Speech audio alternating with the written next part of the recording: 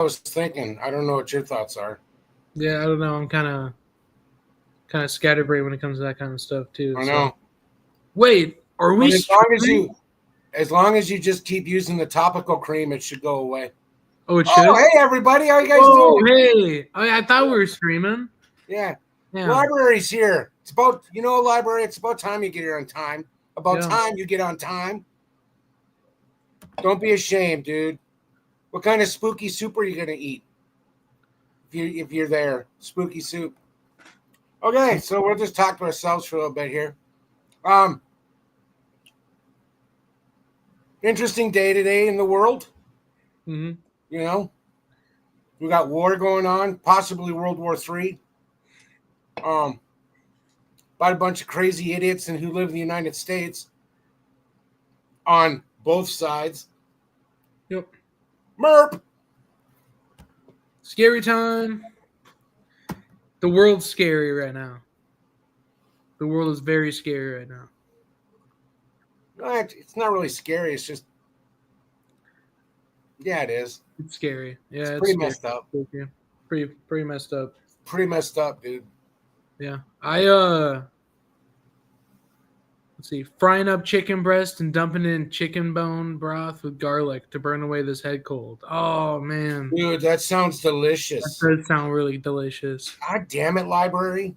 Now I'm hungry. When I just got done eating a bag of popcorn. I'm picking my teeth. Dang. Yep. Okay, Yeah, you got some stuff to show? no. No?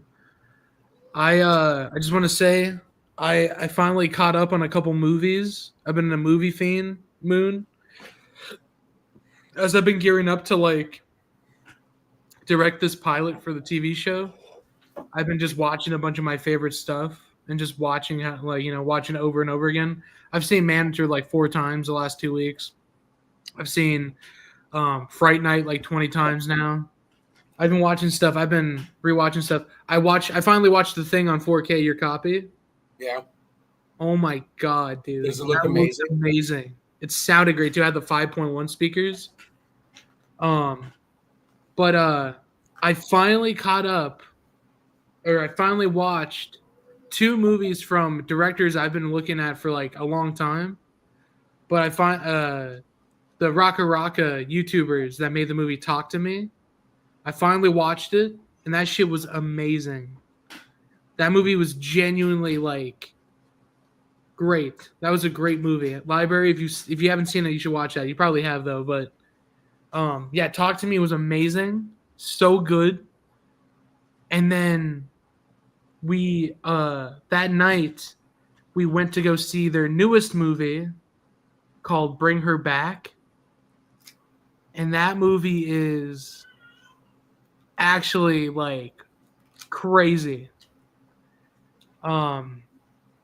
It's like this girl that bring her back. It's pretty self-explanatory, but she wants to bring her dead daughter back to life. And like the main characters are these brother and sister. The sister's blind and he's got like anger issues, and they get thrown in the foster care system and get picked up by this lady played by Sally Hawkins from like Shape of Water and stuff, and she has like a little boy that's just a little odd, and she starts to like just start acting weird and like trying to pin the brother against everybody else, and it's crazy. There's some crazy like satanic imagery in it that's freaky. Nice. There's some shots taken from like total like Prince of Darkness. I just realized the like creepy ass hand cam of like a ritual happening. And the imagery in there is genuinely terrifying, freaky. And I think everyone should go watch that movie. I wanted to make a bunch of money, so Nice.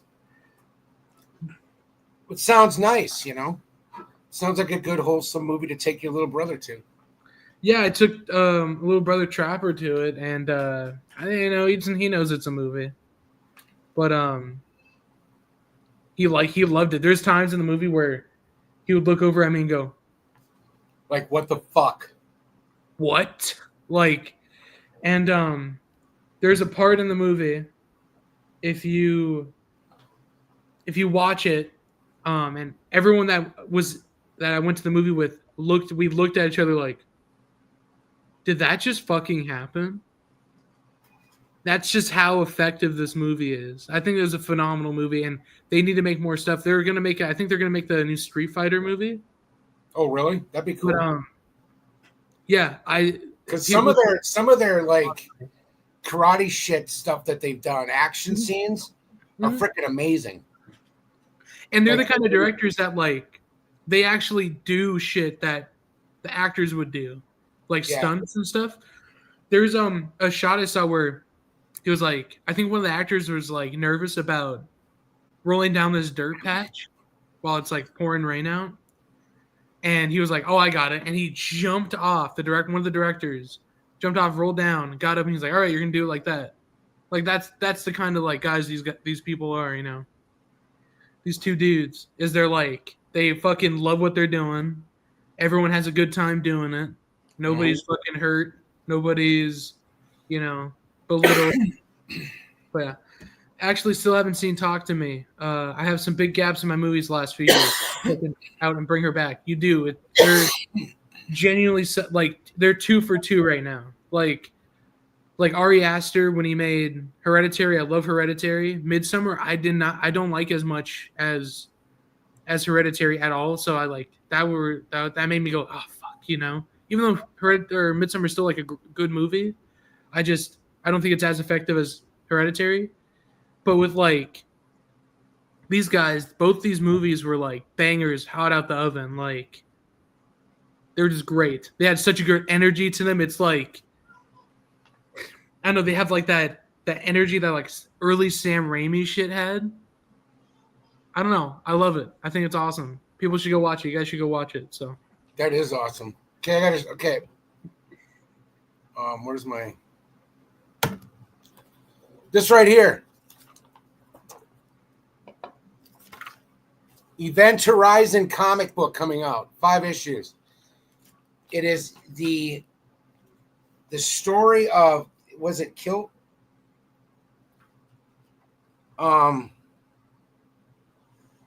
Just wait, give me a second. Captain Kilpack. It's the story of Kilpack when Sam Neill and Lawrence Fishburne go to the Event Horizon. They're looking for these guys, right? Mm-hmm. The comic is a direct prequel to that movie. Like, the comics take place like between 10 days before the Event Horizon movie opens or starts. I think Event Horizon is a classic movie. I think it would have been amazing if the producers would have left that shit alone. Mm-hmm. And let the director, who did that, Anderson, right? Yeah, Paul W.S. Anderson. Yes, Tuck, good job. Thanks, Library. Upcoming projects, baby. I got multiple cooking. I because of those 2 movies I saw, because I saw Bring Her Back, I started writing a like actual horror script. That might be my next thing. So a Tuck win. Yes. But I love Event Horizon. I'm excited for that. Here's something fucked up. Can I say up? Can I say up on YouTube, guys? I don't know. Okay, so I want to do this documentary on Americans and why we can't do Shakespeare correctly, right? Mm-hmm. And so I'm watching a documentary on Macbeth, and there's 3 witches in Macbeth at the beginning.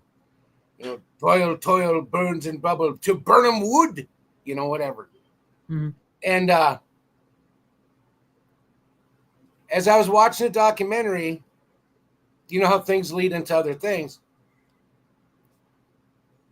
There was a rumor by Richard Burbage. Burbage played at the time, he was the greatest actor of the time. He was like frickin', Anthony Hopkins of that era, whatever. Mhm.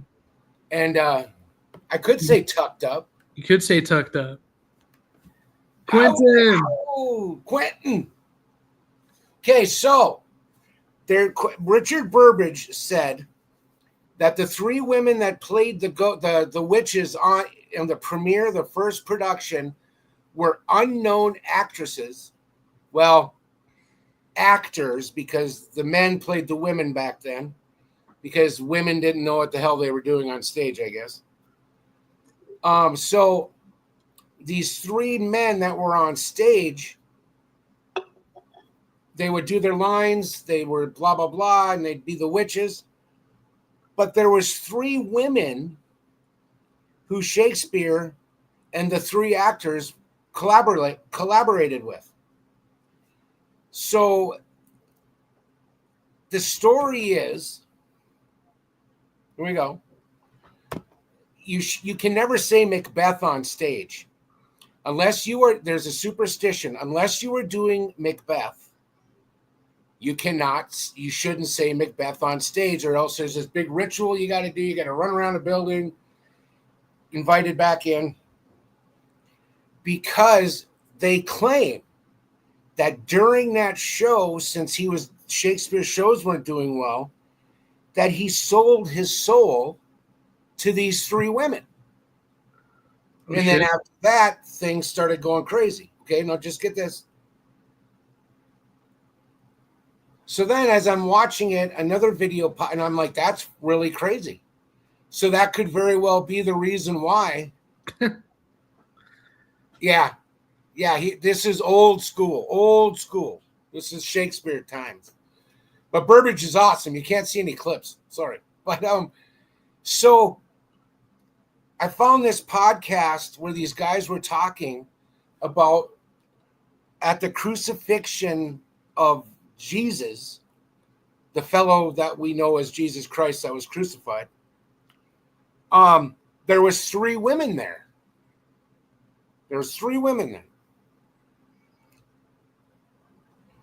So they're dressed in black. So then there was other times where they appeared through history. They appeared to Charlemagne. They were just kind of all over the place. Jesus. So the last time these women were seen was there was a story of three women. Jackson walked out of the Vatican after the last Pope died. There's no pictures. It's just hearsay. Yeah. It's all hearsay. But that's a very interesting story. Yeah. Because why else would there be such a superstition around that theater with Macbeth? I've seen directors go fucking crazy, excuse my language, if you say Macbeth on a stage and you're not doing Macbeth. It's insane. It's like you're not supposed to say good luck, you're supposed to say break a leg. Theater, man, there's a lot of superstition. So we would say, what did we used to say? It wasn't break a leg. I can't remember. The opposite of break a leg. Heal your leg, Macbeth. Okay, so we're going to start this off here. We got a couple YouTube channel. What's the name of that? You Chilling Nightmares? Yep. Okay.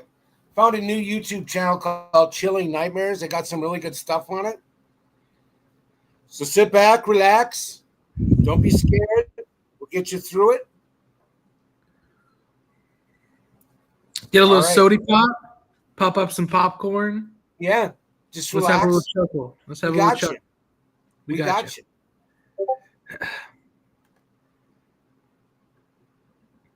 Yes. Oh, yeah. All right. Got a cool one. Here we go. Disturbing camping shit. All right. Shit.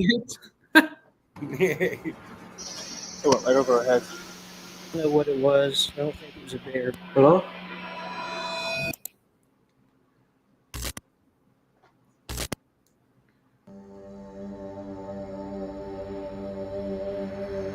Exactly, library. That's awesome. I've always been fascinated by death. In July 2023, this family left their home in London with an ambitious goal to drive across the globe. Their path took them north into the Arctic Circle, across Europe, through the Balkans, into Turkey, and onward through Central Asia. Traveling in a Grenadier vehicle with a Patriot camper trailer, their goal wasn't just to explore, but to connect with nature and experience life, stripped of modern distractions.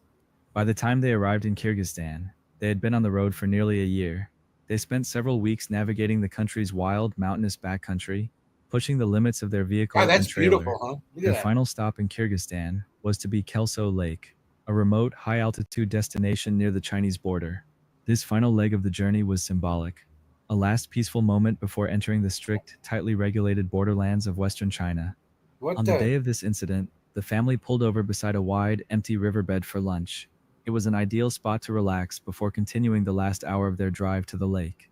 But within It's like a moments, the yurt. entire trip and their way of life changed. We were about an hour away from reaching Kelsu Lake and decided to take a lunch break on this riverbed. It was a beautiful day and we had the time, so I made one of our favorites, chili. I was The standing in music? the kitchen What? when all of a sudden I saw what looked like water gushing down from the top of the trailer. But it didn't make sense because there is no water up there. This all happened within seconds, and before I could react, I smelled the fuel. The fuel never even touched the stove, but the fumes were enough to set the whole trailer alight. What? That was pretty shocking, wasn't it? And I'm sure many of you have lots of questions. We needed a few days before we could talk about what happened. You might be thinking because of the fire we didn't make it to the lake, but here we were heading there without the trailer.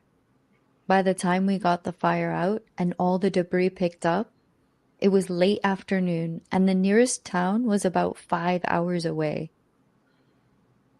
Not knowing if we could even tow the trailer, it made sense to continue 1 hour to It's a like yurt some camp Hills near Have the Eyes lake kinda and shit make a right there, plan dude. from there. If you haven't been in a yurt before, this is it. It's a sweet setup, actually. Nice high ceiling. Each of them have different patterns. Nice and homey, cozy.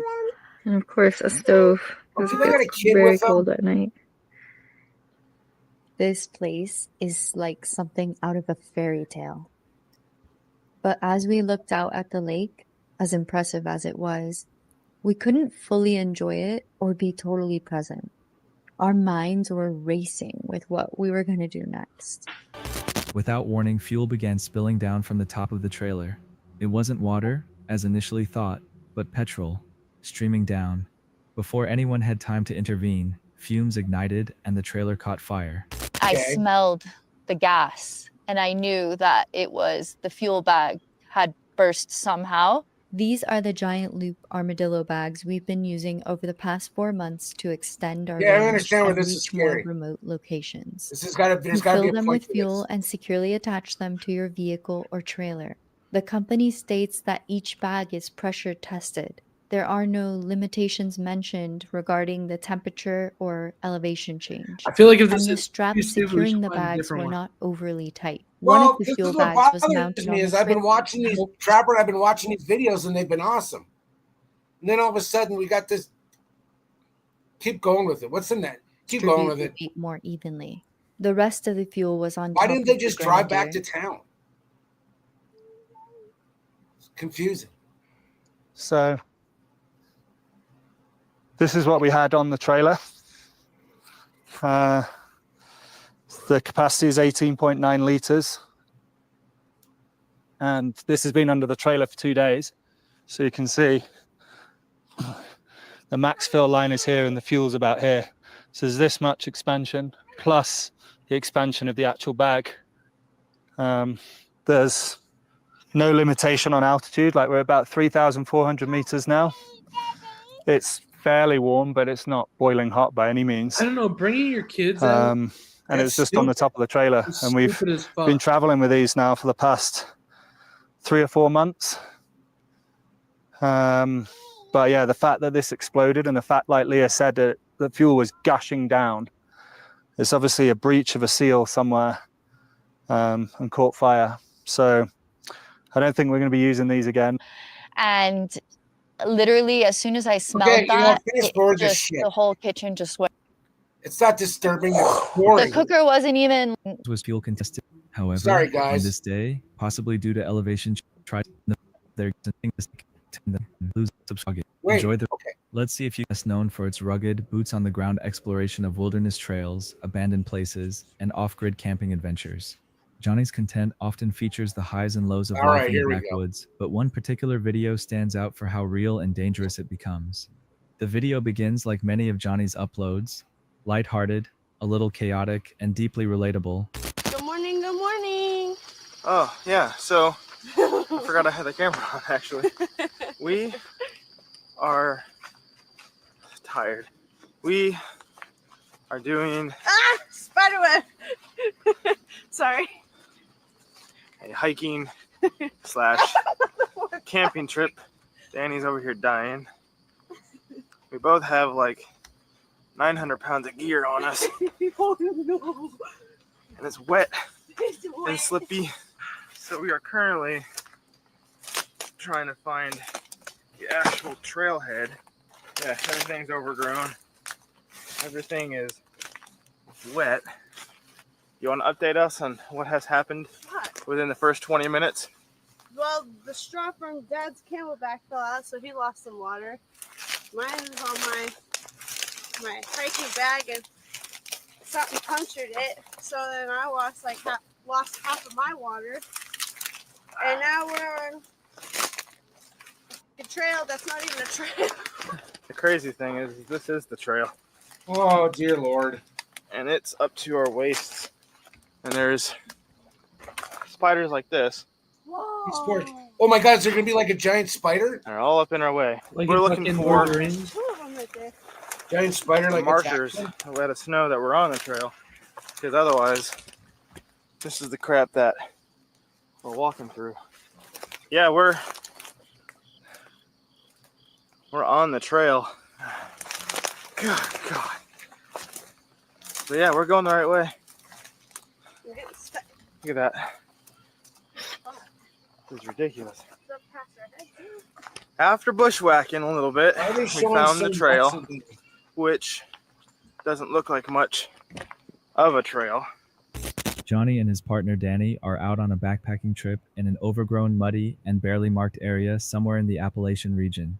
They are slipping through spider webs, soaked in sweat, and fighting through brush so thick the actual trail is barely recognizable. Walking in the But spider just as they web. reach what looks like a decent clearing to make camp, the footage shifts dramatically.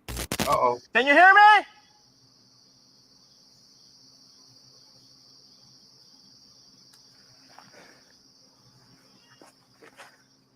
We're heading back the other way.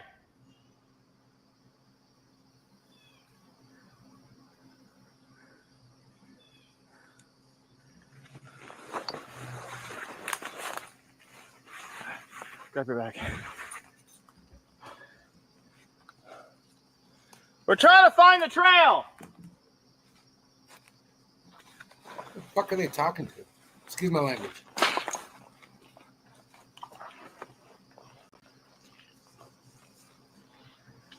We're heading back the other direction.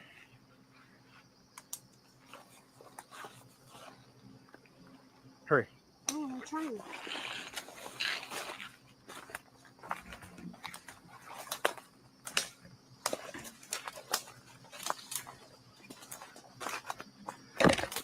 Somebody tell them to screw off or something? All right, this might be interesting. You have to wait, you know.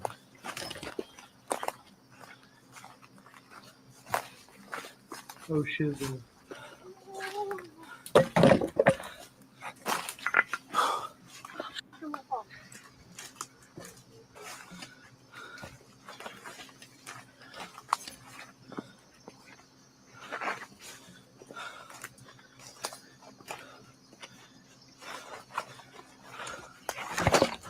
He's not even waiting for her. He's like, I want to get the hell out of here. You need to hurry.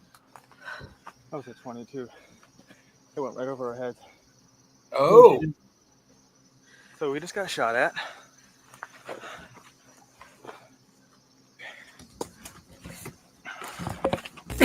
.22 caliber round whizzes directly past their heads, hitting a tree just 2 feet away. A second round follows. They immediately drop to the ground and assess. This wasn't an accident. Their gear is brightly colored. They'd been talking loudly. They weren't mistaken for wildlife. Johnny quickly turns his camera back on. He notes that the first shot passed so close he could hear it cut through the air. The second buried itself into the tree they were beside. There's no mistaking what just happened. Someone intentionally fired at them. Trying to make sense of the situation, Johnny and Danny shout into the woods. Eventually, they get a faint, unintelligible response, one that only deepens the mystery. Whoever's out there isn't interested in explaining themselves or owning up to a mistake. They seem to be hiding. That's when the duo begins to suspect that someone might be living in these woods and doesn't want visitors. Johnny calls a local sheriff's office and speaks to a dispatcher named Danielle. She assures them that responders will try to meet them, possibly via four-wheeler. But the location is remote and time is of the essence. They decide to backtrack toward a logging access road where they might intersect with help. Okay, so we just got off the phone with a local police number. We're too far out for anybody to meet us, so we're having to track back through the woods and make our way over to an access road. Yeah, library. Oh, we have to go through all this crap to get to Someone's out there. I'm recording just in case anything happens again, because what happened the first time, I just stopped recording when the shots came out. We were just off of the trail, and whoever this was, they had to have known where we were the whole time. One of those shots landed right above our heads in That's the tree crazy. that we were standing by. And essentially, we're right here. The round hit about right here, but on my right side. The first one, I'm not too sure where it hit, but I heard it whiz by, and then it was the second one that landed right next to us. And there's no way anybody can say, oh, I thought it was an animal. No animal wears a bright orange backpack. Not that I know of. There you go. Okay. That would be pretty scary, though. You're out in the Right woods here. and that happens. Where we gotta climb. Johnny's camera keeps rolling, not just for the video, but for safety. He wants a record if anything happens again. Eventually, they meet up with a local, an older man on a four-wheeler who warns them that hunting season has just opened in the area. It's legal to be armed out there, but what Johnny and Danny experienced goes well beyond a careless misfire. This man, like them, believes it wasn't an accident. There's no plausible way the shooter could mistake a man with a bright orange backpack for an animal. But yet at the especially same that time, distance. why the hell are you While out shaken, there he doesn't during hunting sensationalize what season just happened. open? Instead, he acknowledges the real dangers that can arise in remote I places. wouldn't have done that. I would Not have just went from to it wildlife or accidents, but from just other people. off the trail Though somewhere. they made it out safely, the experience left a lasting impact. In this video uploaded on June 5, 2025, YouTuber Justin Chase decides to hand over full control of his day to ChatGPT in what begins as a lighthearted experiment. From his home base in Johnson City, Tennessee, he asks ChatGPT to select a mystery destination within an hour's drive, without telling him where he's going. The only request, it should be somewhere visually interesting and worth filming. He plugs the AI-generated coordinates into his GPS, deliberately you do avoids that? checking where they lead, and hits the road.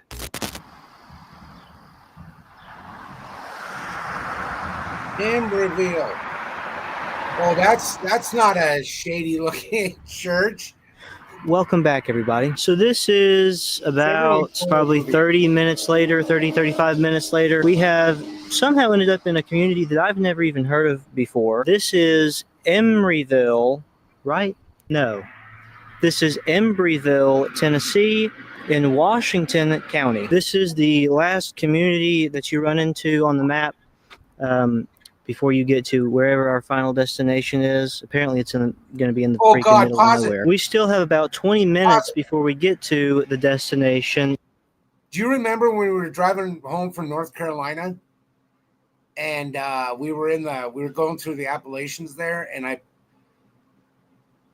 there was road construction, so I took that road. Do you remember that? Are you even listening? I can't hear you. Are you messing around? I had myself muted because I didn't want the audio to. Chode. Do you remember that creepy Jeepers Creepers road we went down? Yes. That shit was That was fucking horrible. creepy. That was horrible parenting on my behalf. I apologize for that. No, it's good, man. That road was so ungodly. It was terrifying, dude. It was literally like a different planet. Like you're entering the freaking Twilight Zone on that one. Like you're entering Twin Peaks. Yeah, exactly. All right, sorry. Okay, go. No, you're good. You're good. All right. And as you can see, we're already kind of in the middle of like I said, I didn't even know that this place existed, and I only live like 30 minutes from here. Most unincorporated communities, as a lot of you have seen on this channel, are not actually that interesting, like at all. There's never anything going on, and this is the exact same thing. It's the same situation, except for the fact that there actually is a little bit of history tied to Embryville for whatever reason. And I'm not going to bore you with reading this entire article because who cares? History, I've said it a million times on this channel, who cares? For those of you that do care, the first couple lines of this history section: at one point in time, it was a lead mining community, lead that was reportedly used to fire bullets at the British in 1780 at the Battle of Kings Mountain. There's a bunch of stuff on there. If you're a history individual, go and read about it. It's on the Wikipedia page. Anyway, let me not get too distracted here. Roughly 30 minutes later, he finds himself in Embryville, Tennessee, a small unincorporated community he's never heard of despite living nearby. It's a quiet, remote area in Washington County along the Nolichucky River, with few signs of life. As he drives through, he humorously notes that ChatGPT may not have picked the most thrilling location and makes a few jabs at the AI's decision-making. He briefly touches on Embryville's history, including its past as a lead mining town whose materials were used in the Battle of Kings Mountain in 1780, but quickly moves on to focus on his destination. After leaving Embryville, Justin ventures deeper into the woods, driving toward what appears to be the middle of nowhere. He eventually reaches Clark's Creek in the Cherokee National Forest where the road ends. The GPS says his destination is only 0.3 miles away, but it lies across a creek and deeper into heavily wooded, mountainous terrain. He encounters a man fishing nearby and asks about the area. It sent me here, and it sent me to some random location. And it's It up sounds there, but I don't like- think there's anything actually up there. Like fucking Eugene Yackel. Yeah, there's Any of you guys know Eugene They Yackel? come in our backyard. There was one seen last yesterday afternoon. On that side, there's a bear right there. This time last year, hanging out on that side. But that side doesn't get explored a whole often, so that's where they're at probably. So, but they're black bears. Yeah. The reason we can't camp here anymore is because of that. This little girl got and her mom got mauled. And, yeah, so they don't let people camp out here anymore.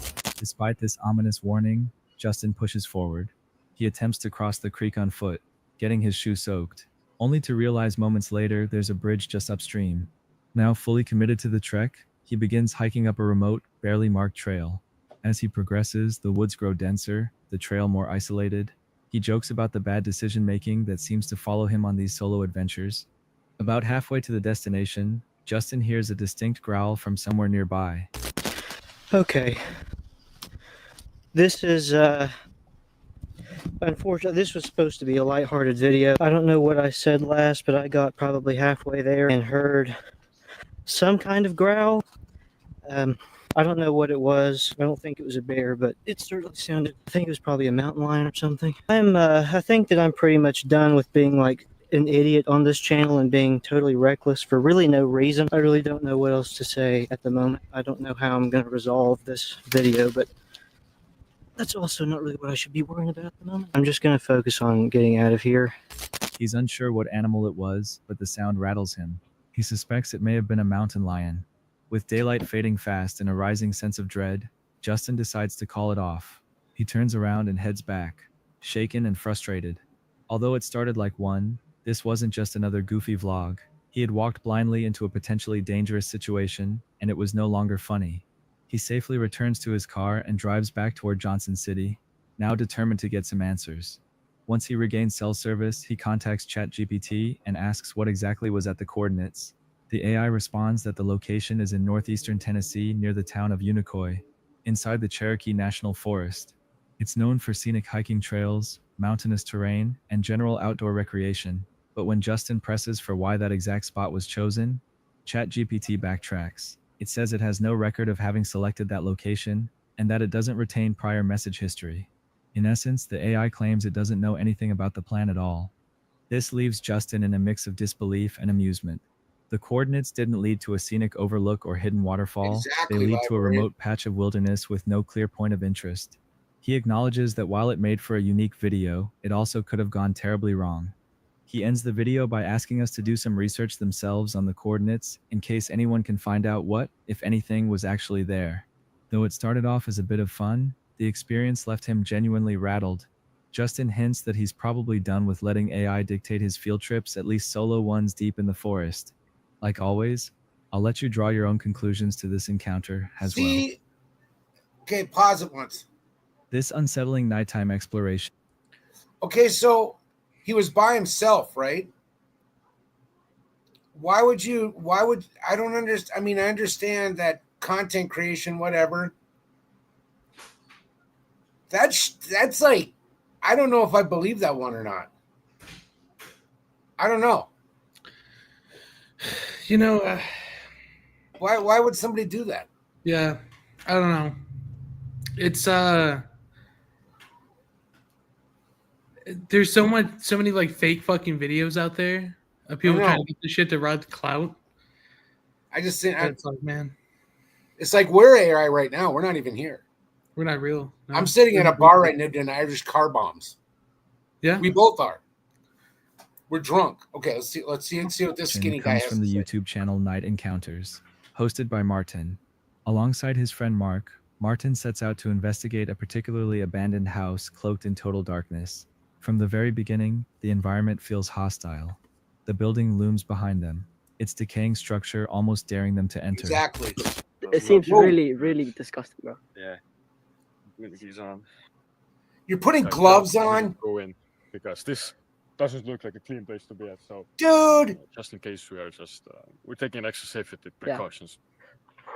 Bro, this door is creeping out. It's wide open. Yeah. Well, yeah. I do not like this at all. Oh my god, the smell here, bro. It's not bad. Like actually, that's creepy as such. It's weird. There's no like trashing or anything, bro. We probably need to check it downstairs. No, Oh, what? that's so creepy. Full on shower and stuff. AI chat. full Okay. on shower and stuff. Yeah, let's go here. That's the front door, as you can see, guys. There's like mirrors everywhere, bro. Living room, I think. That's the thing, though. A lot of these guys use AI because their fucking head's empty Keep hearing like and they can't Exactly. think for themselves. Hey, ChatGPT, what food should I get tonight? Are you fucking kidding me, dude? Like what? I mean, if you're gonna make like Martin equips himself with gloves before create entering, cartoons or something highlighting like how that, that's unhygienic okay. and grimy the space But if you're appears. gonna use it to Even run your before life, setting foot then I indoors, don't know. the creaking of the wide open front door sets an ominous tone. Once inside, a heavy, foul odor immediately fills the air. Both There's a investigators difference from begin to feel using uneasy, AI as for, if like, being fun watched, but choose just to fucking dismiss the around and being sensation goofy and proceed with their downstairs versus inspection. like these As they move from corporations room to trying to make room, actual the silence like, is broken only by their own footsteps and You the know? faint sounds from within the house. The It's lower insane. level is strangely clean. There's no trash or vandalism, and many rooms seem untouched, which only amplifies the creepiness. They come across a full bathroom, mirrors that seem to reflect more than just their images, and a living room that feels frozen in place.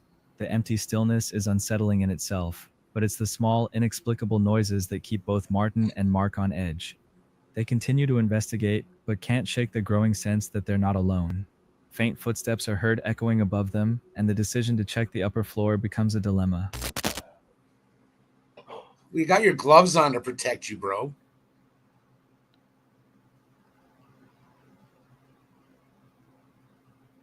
This is nice, bro.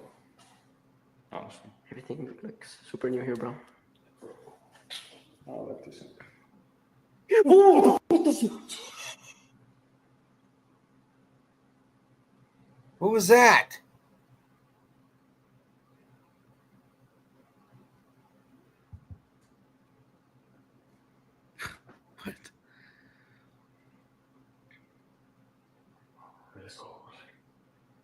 What the fuck was that?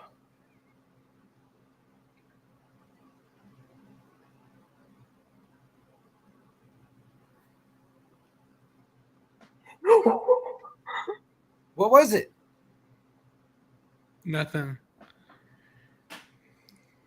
What the heck was that? Let's go, let's go, let's go. Got your gloves on to protect you. You're fine. Footsteps. You got your Hello? gloves to protect you, dude. Hello? You got some really nice gloves on, kid. Yo, hello. What do you want? Is that the window? Just be really loud. And just head up there.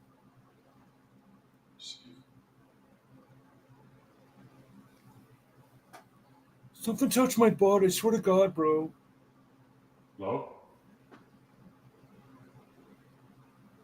Door's gonna slam. They're gonna fall down the stairs. This is unfair. One of their like heads are gonna explode or something. Yeah. Oh no, a toilet, a bidet. Damn. Whoa, okay. Get that. Martin visibly hesitates, Two seats stating next he's to each shaking other, from or is that nerves, just a mirror? but ultimately they No, it's ascend the bidet. stairs, Oh, that's hoping to true. find the Yeah, source of the you piss in disturbances. one and you shit in the other. The upstairs Yeah. experience Yeah. escalates their anxiety. Loud footsteps, sudden noises, and an overwhelming sense of presence unsettle both explorers. At one point, a door abruptly creaks shut near them, sending a wave of panic through the duo. They attempt to locate where the noise came Then from, they fell down the shining their stairs lights and they into the landed dim in an corners awkward of the position. hallway, but And no then one they is made there. sweet, A sweet mirror love to catches each their other. attention And in one of the then rooms, reflecting their own nervous expressions and the darkness behind them. The Because air he had grows his thick with gloves on. tension. Another door loudly shuts or slams, this time with enough force to confirm something or someone is moving through the space. They open the door to investigate, but find nothing inside. The house gives no answers. Whatever presence they felt remains elusive, but undeniable. Both Martin and Mark agree something isn't right, and they decide not to press their luck any further. The investigators admit that they don't fully understand what occurred that night, but they are certain of one thing: they won't be returning. Despite the lack of clear evidence, the strange noises, unexplained door movements, and oppressive atmosphere convince them that this abandoned house is not empty. Their final walk through the building reveals nothing out of place, yet the feeling of unease never lifts. Martin takes one last look around the house as the video winds down. The camera pans through the empty rooms, each seemingly innocent yet steeped in tension from the night's events. Whatever made its presence known never fully revealed itself. The footage ends with Martin and Mark quickly exiting the premises. Their body language speaks volumes. They're eager to leave, visibly Exactly. disturbed, and more than willing to Sweet, abandon the sweet investigation. love. This encounter may not have involved direct visual evidence or physical contact, but the overwhelming sensations of dread, the unexplained sounds, and the eerie movements experienced in that abandoned home left a lasting impression. In this encounter, Yeah, Kevin, the that's weird. custodian ghost hunter, sets out to test one of North Carolina's most enduring legends, the mysterious Devil's Tramping Ground. Located in a secluded part of the state, Kevin, the Devil's custodian, Tramping what? Ground is Ghost a barren hunter? circular patch of land where That's a nothing great grows, frickin' and where, according to local name lore, for a the channel. devil himself walks in circles at night, plotting his misdeeds. Kevin, Damn it, an Satan. amateur paranormal investigator, arrives at the site with his daughter and full ghost hunting gear, determined to camp overnight and see if the supernatural claims hold any truth. I guess I'm not going to be ghost hunting tonight. It No. took me about an hour to get here. Really bummed me and my daughter out. She's actually up there right now, somewhere. What? But I still walk over here and show you guys.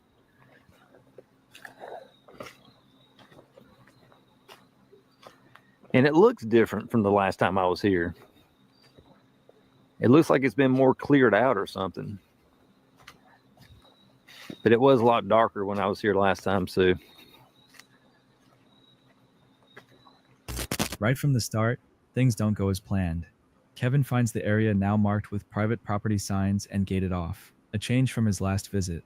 He and his daughter had driven an hour to get there and brought camping supplies, intending to spend the night directly within the fabled circle to test the tale that anyone who tries to sleep there will be moved outside the circle by morning. Although they can no longer camp, Kevin decides to explore the area and documents his walk through the site with a handheld camera. But as you can see, there have been people here recently. Ooh. Those Solo cups, they don't look old. Oh, I thought they were candles. Oh. Yeah, there's a cooler right here in the woods. It still has a tag on it. Oh, it Go does? inside. Yeah, on the bottom. Hmm. Isn't that weird? If it ain't bad, we'll take it home. What the? Wonder what's in the cooler. That's the question.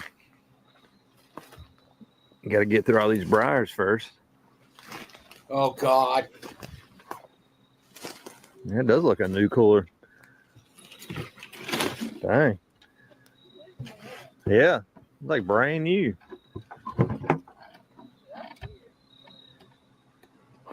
Aw. Maybe ever who was here before had to get out here in a hurry. Look at that. Yeah. Crazy. What's in the No. box? And actually, it's still a little, like it's been ice in it, so it looks pretty fresh. Pretty head. That's an igloo. That's a good one. No, That's a good one. Got a cooler. Yep. You never have too many of those. Well, like I said, we don't want to be here too long because I don't know who's going to show up, and I don't want to get any big fine for this. The setting feels desolate, yet clearly visited. Fresh Solo cups, a newer looking cooler, and other signs of recent activity litter the woods. He notes that the area appears more cleared out than before, which adds to the eeriness. Alongside the debris, strange and symbolic objects emerge. What? Oh, God. Isn't that weird? Man, that's weird. I've been looking for stuff this whole time. I don't know how I missed that. That's like the Jesus hands, the praying What? hands.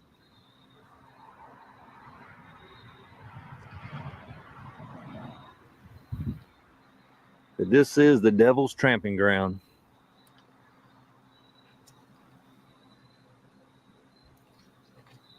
Like I said, we brought our camping gear ready to go, and what we was going to do was going to set the tent up right here somewhere in the circle. And the legend is that they actually, something like, I guess the devil, he will remove you from this circle and you'll wake up in the morning outside the circle. And that's what we was going to put to the test. But unfortunately, I don't think that's going to happen. I mean, it sucks. I really wanted to do it. Like I said, we drove an hour to get here. Yeah, local party spot. I got my ghost hunting gear ready to go, charged up.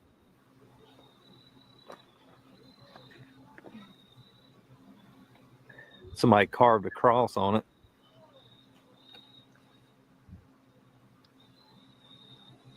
What? It's kind of crazy, like the sap itself is like oozing down the tree. Makes it look really creepy. Yeah, it looks like somebody's been down here with almost like they had like a rope around it, but I guess they've been using a hatchet trying to cut it up. That's weird looking sap, dude. Surprised the Hurricane Michael didn't take it down the other day. A ceramic statue of praying hands left behind and partially burned. A tree with a carved cross that's oozing sap in a way that resembles blood, and markings that hint at something darker, possibly ritualistic. At approximately 2:12 into the footage, Yeah, poor an tree. eerie and unexplained moment occurs. A translucent, ghostly figure appears briefly in the background, behind Kevin's daughter, near the tree line. The movement is subtle and easy to miss, but when paused, the outline of what looks like a human form can be seen just a few feet beyond where Kevin's Dude, daughter I totally stands. would have noticed He doesn't that. acknowledge it in the moment, likely unaware. but the figure is visible to The viewers who ghost pay went to close go see attention. where his This fucking ghostly brand new presence adds an extra layer of cooler authenticity was to the at. location's Cooler was haunted at, dude. He's reputation fucking and becomes pissed. the most chilling aspect of the visit. Caven maintains a cautious tone throughout, noting the strange energy of the place and expressing his unease at lingering too long. He's clearly spooked, but remains calm, focused on collecting footage while respecting the boundaries now placed around the property. While he doesn't witness direct paranormal activity, no voices, no touch, no movement in the circle itself, the subtle elements of the visit and the unexpected visual at 212 offer more than enough to make this a That would be memorable kind of and creepy with unsettling no encounter. wind or anything like Though that. he couldn't perform the overnight test, Kevin's visit still uncovers compelling signs of strange occurrences. From religious symbols left behind, and trees marked with ominous carvings to the unexplained ghostly figure caught on camera, the Devil's Tramping Ground lives up to its reputation as a hotspot of paranormal lore. This encounter stands out not because of dramatic ghost hunting theatrics, but because of its grounded realism, subtle details, and that one undeniable glimpse of something that shouldn't have been there. On June 7th, 2025, Franco TV returns with another gripping exploration into I've the watched this unknown, dude before. this time investigating an On abandoned TV. industrial facility he had previously visited. The core of his return, a tunnel buried deep beneath the structure where, during his first trip, he encountered a bizarre lifting figure and unsettling laughter echoing from its depths. Determined to investigate further, Franco enters alone, armed with a camera, flashlight, and his trademark resolve, ready to dive into the unnerving darkness. The video begins with a sense of danger already in the air. I don't have it. I don't know what the hell that was. Sound like a gunshot. I'm in a weird part of town, but as you can see, this place looks quiet. I was just gonna say this whole place looks like it's dead, and then I just heard a gunshot. But there's absolutely nothing going on out here. What? This is where I'm gonna be at. As Franco approaches the site, a loud sound resembling a gunshot rings out, setting the stage for the tension that will unfold. The area, desolate and decayed, carries a menacing stillness. As Franco steps closer to the tunnel entrance, strange knocking noises can be heard. So I did leave. You hear it?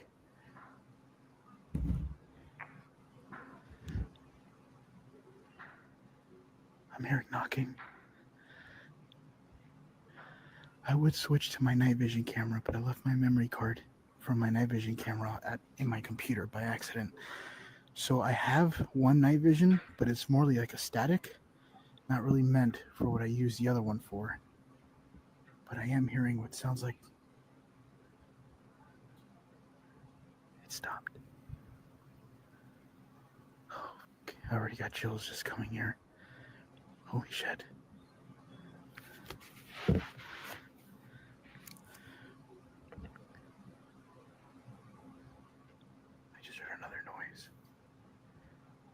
It's unclear if it's natural acoustics or something beckoning him deeper, but it's enough to freeze him mid-step. Once inside, the tone shifts to pure dread. The pounding continues, echoing in deeper pulses, giving the sense that whatever is making the noise is aware of Franco's presence. Then, without warning, the sound stops altogether. It's the kind of silence that feels too deliberate. Franco whispers a cautious hola, testing whether something or someone is listening. Throughout the exploration, he's plagued by unexplained sounds, faint footsteps, heavy bangs, and what sounds like breathing nearby. At several points, he becomes visibly shaken, even reaching for a knife when movement grows louder and more erratic. This encounter isn't just about eerie noises and paranoia. Franco picks up unexplained heat signatures on his thermal imaging camera, something small and white registering against the cold darkness, moving just enough to suggest intent. Whatever it is, it doesn't disappear when approached. It lingers. One of the most disturbing discoveries in the video comes in the form of a chilling whistle heard at the end of the tunnel. Ugh.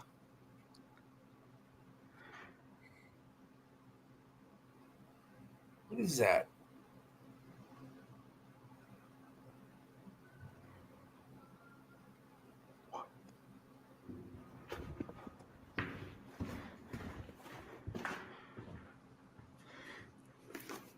Looked like somebody was sitting there.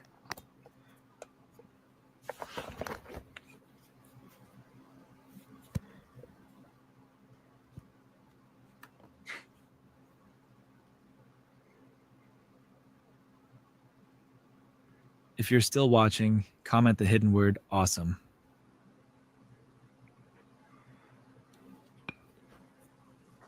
That's cool, library.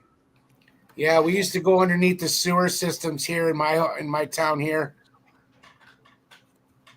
It's pretty cool. That was back in the 80s during the Satanic Panic, man. Unlike earlier bangs and footsteps, the whistle feels deliberate, like a signal. Franco tries to communicate, pleading for a sign, but he's increasingly unnerved by what sounds like movement behind him and in front of him simultaneously, trapping him in this cold, echo-filled void. Toward the final minutes, panic overtakes investigation. Franco decides to make his way out of the tunnel, but his exit is plagued by more sounds, including whistling directly ahead, strange bangs from behind, and movement that suggests he's being followed. On the thermal camera, he captures what appears to be a figure, or at least something with form and warmth lingering in the shadows. Despite trying to rationalize the activity as natural decay or the acoustics of an old building, the evidence keeps pushing back. This place is not empty. He notes that some parts of the facility seem disturbed, as if someone or something was recently moving through. Doors are ajar that were previously closed, floorboards lifted, and items misplaced. It raises the question of whether he was truly alone at all. Unlike many paranormal explorations that hinge on flashing lights or dramatic scares, this video succeeds by tightening the psychological noose. The combination of environmental dread, unsettling thermal evidence, cryptic spirit box messages, and unrelenting sound design creates a narrative that feels dangerously real. With this final encounter comes the end of another episode. If you haven't already, let me remind you again to like and subscribe. Also, leave a comment about what you liked and didn't like about this video. We always look to improve our video quality so you get the best videos possible. In about 3 seconds, there will be more disturbing videos on screen for you to watch. And with that, I'm out. Good job.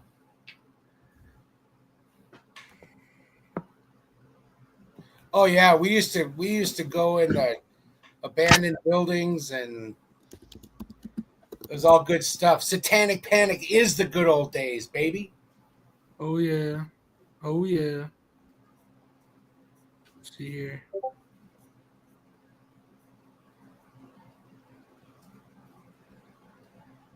I'm gonna try to find this real quick.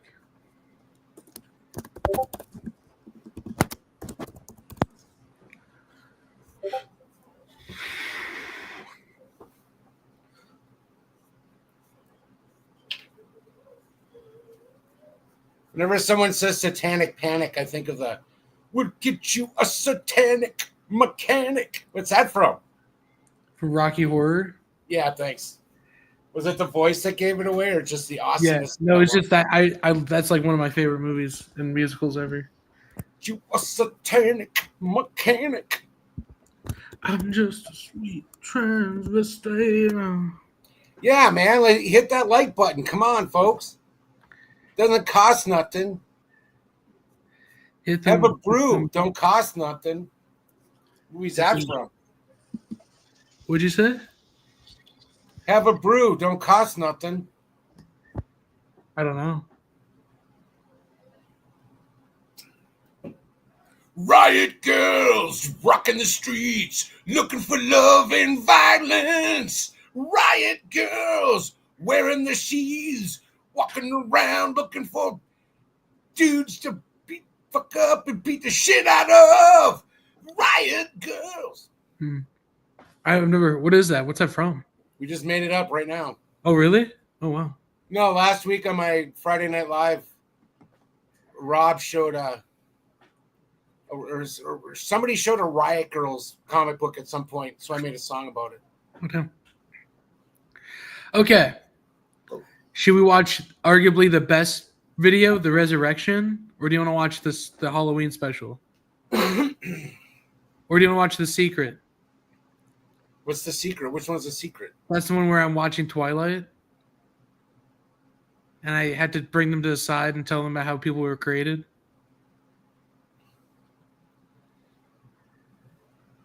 Let's start with the Halloween special. It's up to you. You can watch whatever you want. Yeah, there was a Supergirl cover. Thank you, Quentin.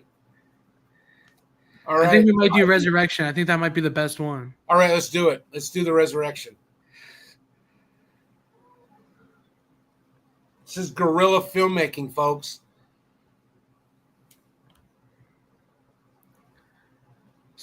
Ozzy's in here. Here we go. Ready? Okay, ready? Sweeping the nation. All right, guys. Dude, oh my god, dude, is there any like snacks in the house left over? Oh. Like, dude, What did you just eat? Isn't that a snack? There's nothing, bruh. There's nothing. There's snacks right here. What are you talking about? Like, dude, the cupcake? I mean, the cupcake? Are you talking about the cupcake? The cupcake. Dude, no. You think me a fool? You think me a fool? No, I don't think you a fool. Dude, I think I want food. I need sustenance, man. I don't know what your deal is. Want me to eat that cupcake? Eat it. Eat it? You want me to? Right there. Shit, don't mind. Yeah. Down the hatch.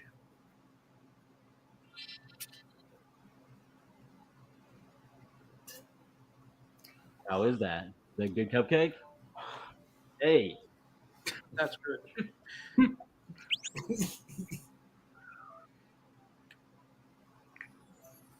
Oh, wait. No. What's wrong?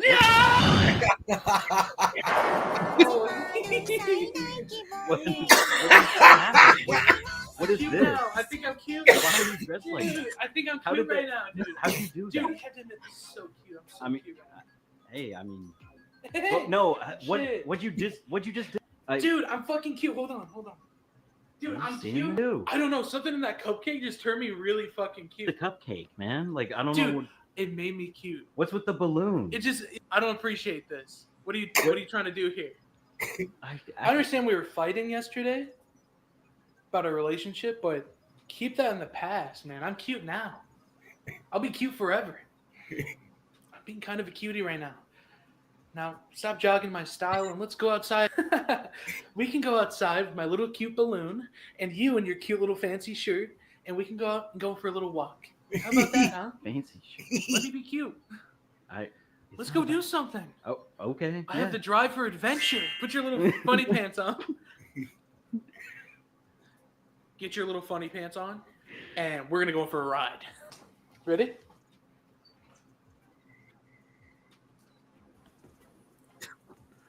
Yeah. What are you doing right now? I need some advice right now. Okay, I'm a little cutie pie right now. I was just wondering if I can get some advice on what to do. I'm feeling real cute right now. Oh, really? Yes. That's so great. I think you should take a walk. Really? That's what I was thinking. Hey, sis. Thanks, Queen. Heart you. I'll send you pics of my outfit that I'm wearing right now. Do you want me to send you to them on here or on Instagram? Let me know how you feel about it. This is the cute outfit, okay? Okay. All right. Talk to you later. It's just.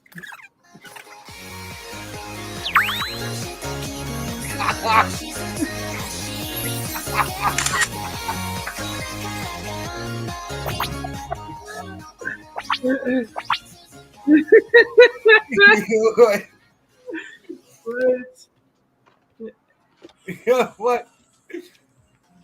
So where are we going?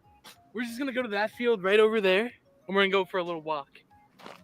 Since hold on, I forgot I'm at the end of the street. Hold up. That shit was embarrassing. That's probably one of the most embarrassing. So should it just be down the street and back? Should it? Yeah. Okay. Do you want to? Should we close? We should. Wait. While you do this quick little go for this little walk, can you hold my balloon for me? Yeah, I guess so. Here you go, sir. Okay. All right. I'll be right back.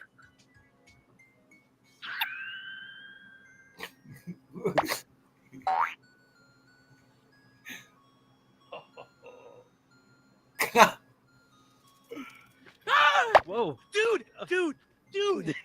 What did I tell you to do? I'm sorry, man. It was an accident. Not cool, dude. Fuck you. Okay? It's not about that. smells like a crock of fucking poop. It smells like a crock of fucking shit to me, bro. Poop, utter poop. It's not. Come on. Son, you fucking poop. Hey, wait, man. Wait, come no, back. dude, back up. I'm gonna go inside and I'm gonna be cute elsewhere.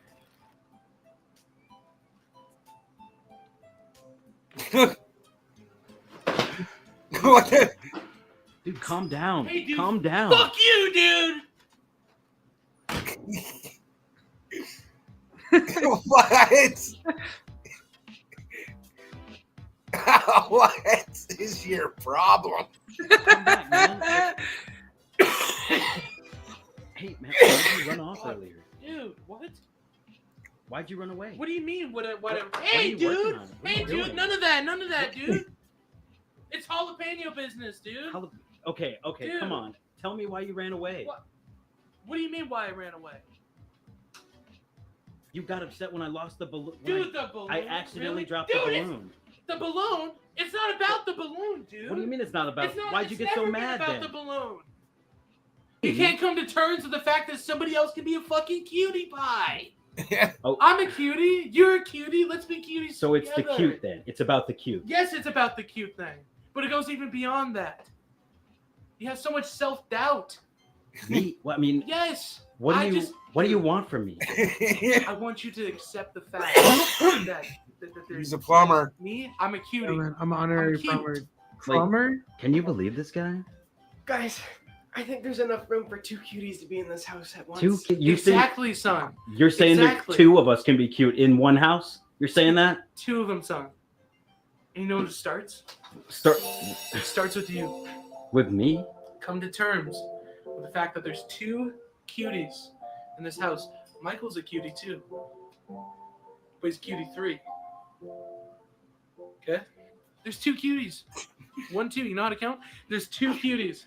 Like this. That's 4, but there's 2. Put them as one entity together. 2.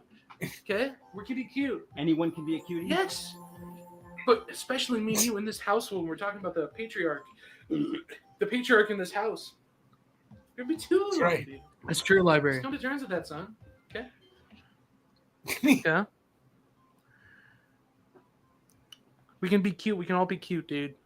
Okay? Let's spread the vibes. Can be cute. Anyone can be cute. You know what, son? What? We should spread positive vibes and positive cutie vibes all over the nation, bro. Planet Earth. Maybe even out to space, son. To space? Yeah. How are you gonna do that? Well, a little bit of magic Magic? and positive Are you vibes. And so we'll be needing this anymore. needing this? What? Okay. What the hell is your problem?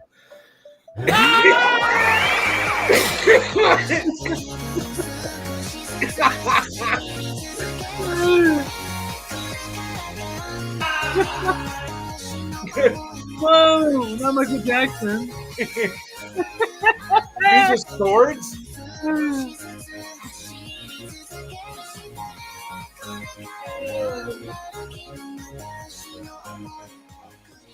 Man spreads cuteness and positivity around the world. Isn't that just great? Thank you. What just happened? You check the news. You're back to normal, but you're blushing, or are you saying you just gave your cute to the world? Yeah. I must ask you to keep spreading it. Keep spreading it wide and open. And together, the world will be cute. Like me and son over here. Check the news.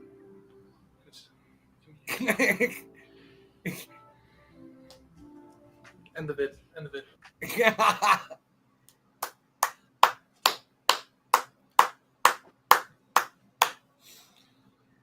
Holy shit, you guys freaking spread the cute We did. through the world. What I'm gonna do is I'm gonna play this one, and then I'll then we'll decide on what to do. Okay. But That video is probably the best, my favorite one that we've made. It's like your Citizen Kane so far. That's our Citizen Kane. Nice. So this one's called The Secret. Very generous to spread it. That's true. Ryu! But he never should. What do you...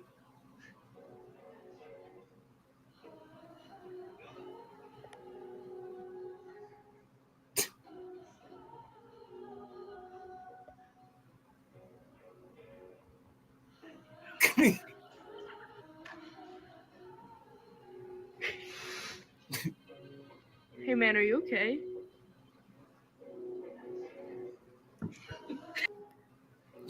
No.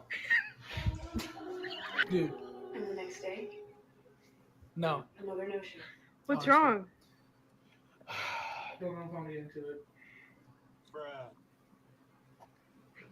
I don't know if I want to get into it. It makes me so upset, dude. Dude, it's okay. You can talk to us. Talk to it. What the freak? Oh, that's fine. Did you place the order for the food? Yeah. Not yet? Okay. He's about to. Can I talk to you? Can I talk to you real quick? Yeah. Away from all these people. Yeah, yeah.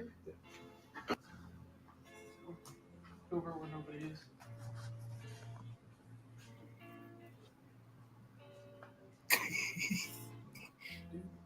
What's up? I think I know how we were made. What? I've been doing my research on my computer. I think I know how we were created, bro. No. Yeah. No. Yeah. Do you want to know how? Yeah. It's not the stork. It's not the stork that brought us or God or anything. Dude, it's from our parents. No. They had sex. What is this thing where a man or a woman puts their penis, penis, a butthole. What? Then we're just created. And I'm fuck. Dude, I've done my fucking research. You think I'm fucking lying, dude? Maybe you're right. Frick you, dude. Maybe you're right. I'm sorry. Dude, Michael, Maybe you're right. You guys are crying and sad. Because of sex, what the fuck? No. Why would you put a penis in a butt? Why would you put a penis in a fucking butt, dude? No, it's okay, Tucker. Get up. Let's go. Like, what?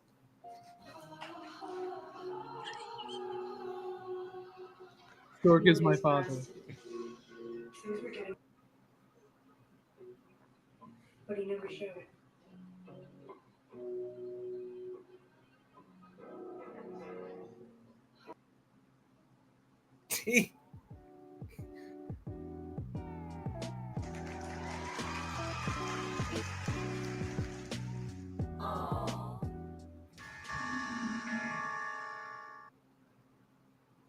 At least you guys figured it out, though. That's true. You figured it out. Should we do Zach Burger? What? Should we do Zach Burger? Yeah, keep them coming, man. Oh, what? Okay.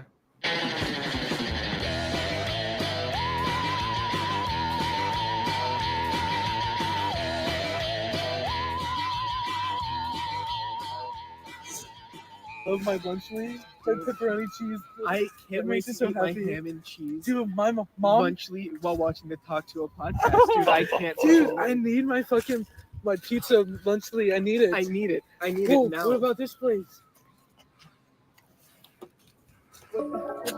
Let's go. Let's go. Dude.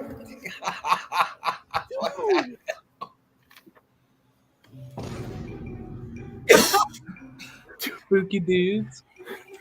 Can you fucking believe this shit? Like one per person. That's a little shit, dude. Like, I don't know. Dude, one per person, my ass. There's nothing in there, bro. Dude, I don't know. But you know what?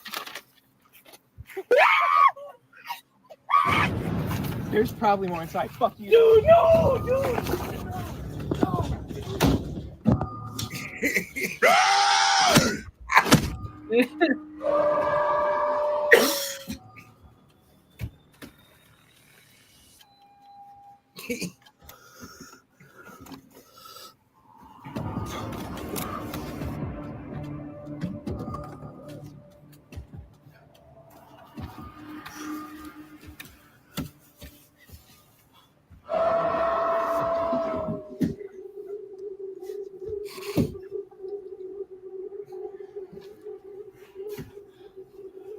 Finger key.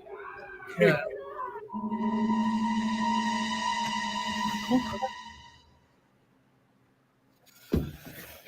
There's gotta be another way.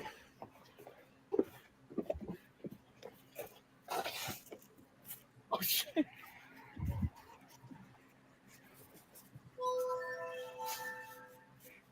Little guy, come on, let me in. Let me in. Let me in. Let me in. Let me. You know where this little guy went? He's my friend Michael. Do you know him? You know him? Please. Please. Let me in, please. Come on, little dude. Oh, fuck. Yeah, what? Good blooper. These two files got corrupted. So we just left them as like still frames. It's awesome.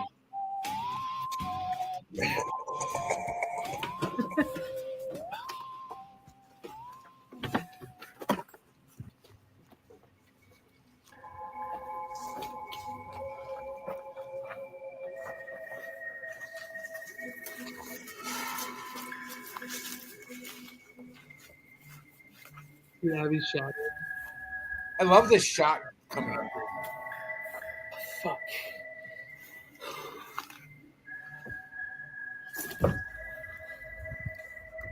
Yeah. Oh, that would have been funny. Go.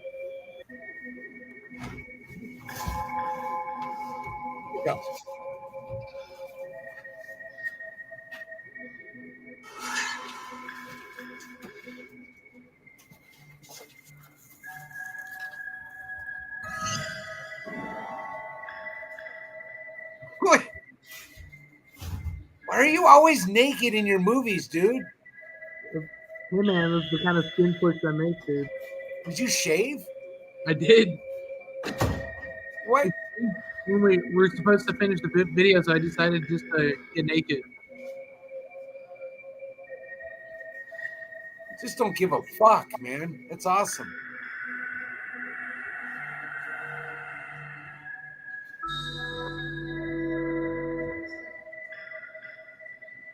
Is that my washing machine? Yep.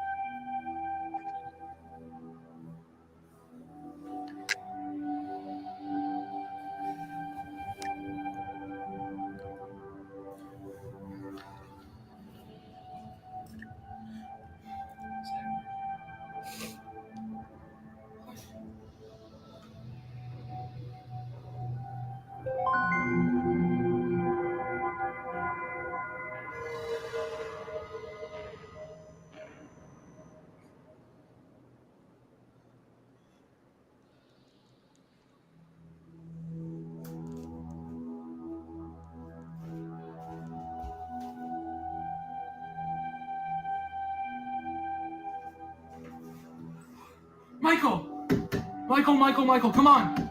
Let me out. Michael, please, please, please. Come on, Burger. Michael Burger. Come on. Come on. No.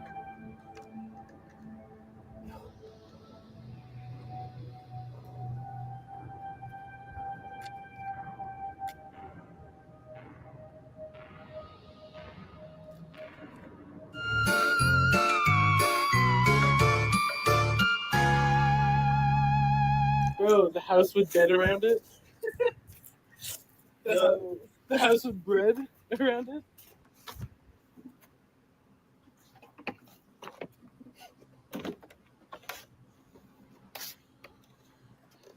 Phil's here.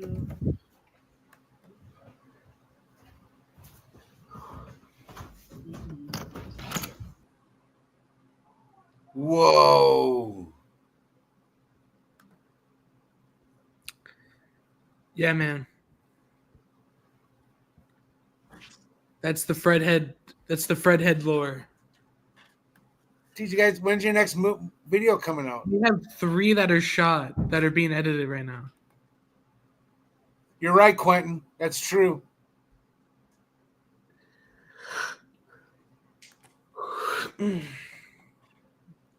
Awesome bird. No, really. I mean, they're weird and kooky, and they're kind of fun.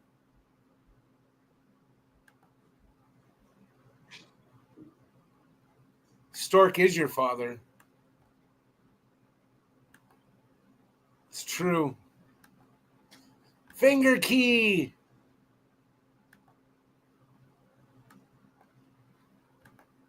Dude.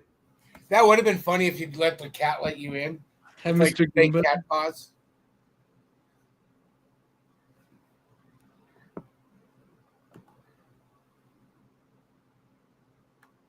Yeah.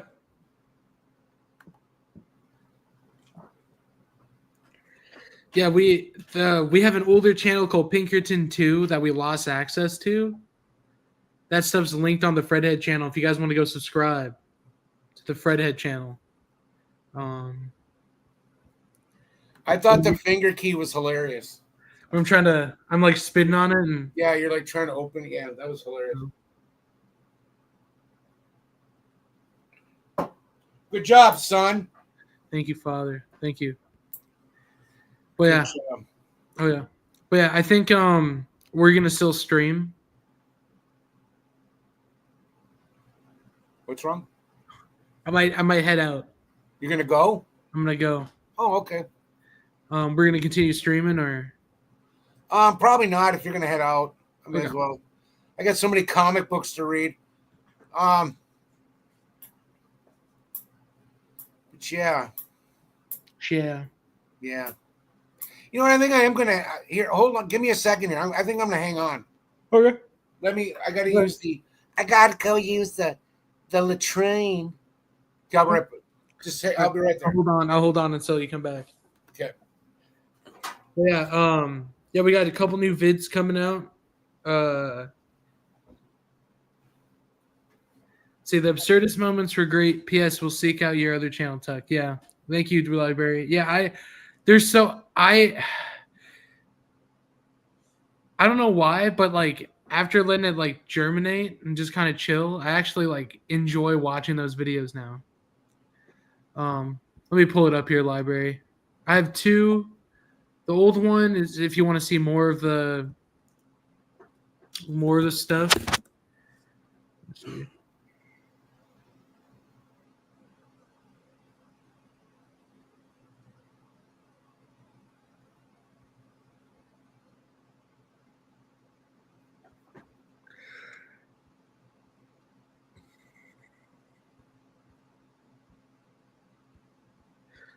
So, oh shit.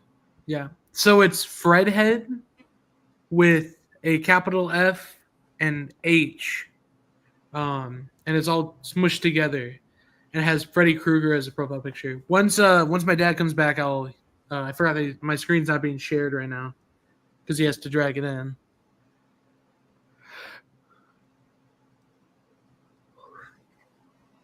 And then the other channel was called Pinkerton 2 because of the Weezer album. We thought it'd be funny. And the YouTube like kicked us out of the channel for some reason. We couldn't even get in even with our socials.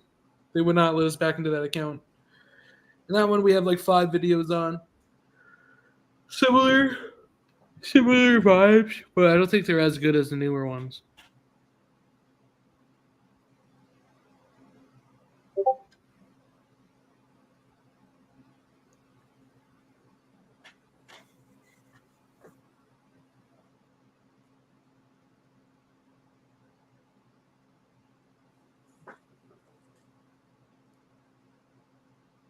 Fractal.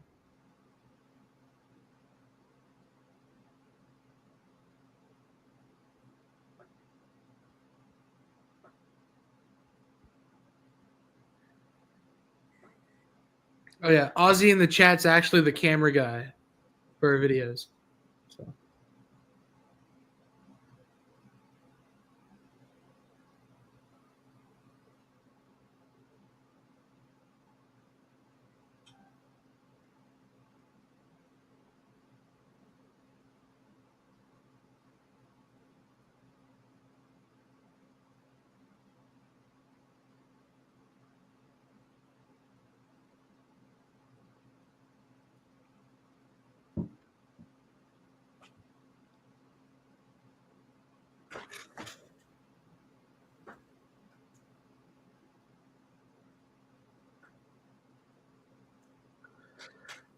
But yeah,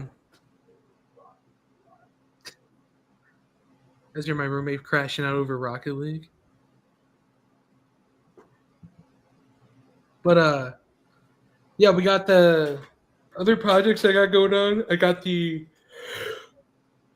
pilot for that TV show coming out. We're gonna start filming here like next week for that. And then I got a actual short that will be made for the Fredhead channel. And then I have a horror script I want to make. And then I got a like 70s pulp like cop deal I want to make. I think that would be like 70s detective story I want to get done based off a play I wrote in high school. But yeah. And then yeah, we're gonna have like a whole like soundtrack made for the pilot of the TV show with like bands that are like the excuse me, I'm getting a little sleepy, but off of like The Cure and Flock of Seagulls and stuff like that.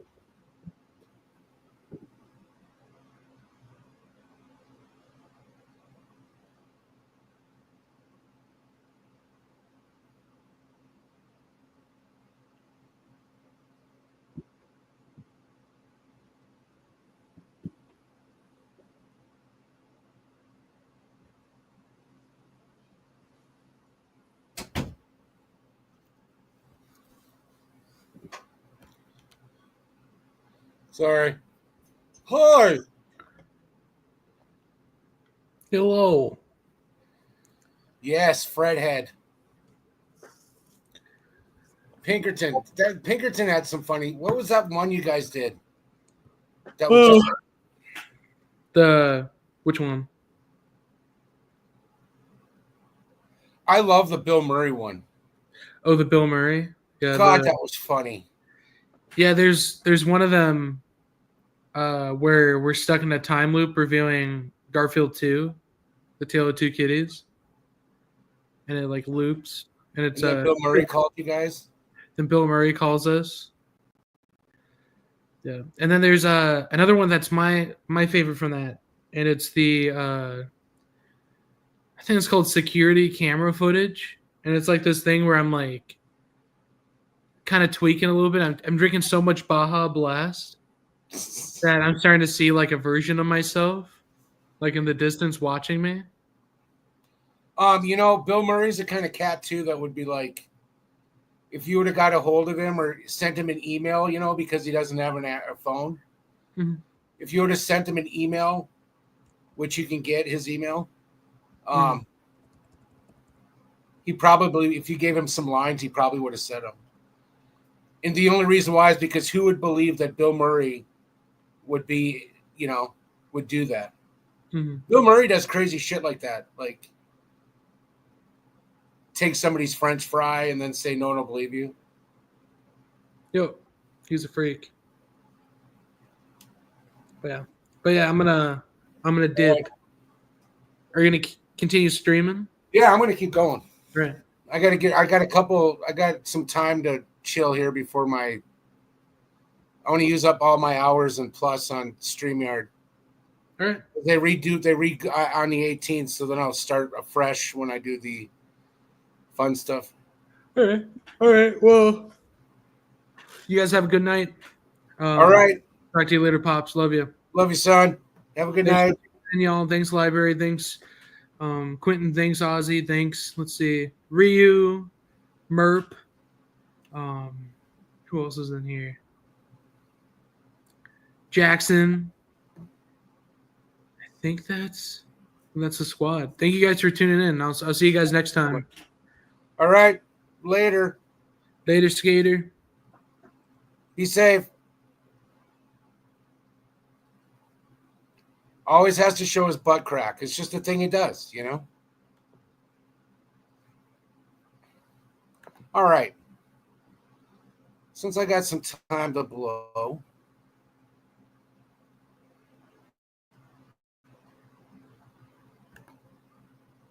Well, I'm glad that everything went okay today. I don't think there was any bad stuff that went on, which is good. Protest. Nobody got, you know, nobody died. And I actually watched the military parade today. All right. It was okay. I didn't.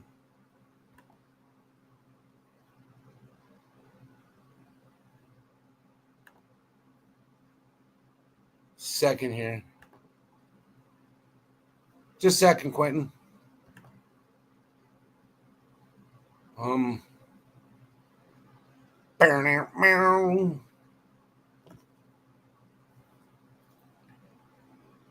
Just a moment, sir.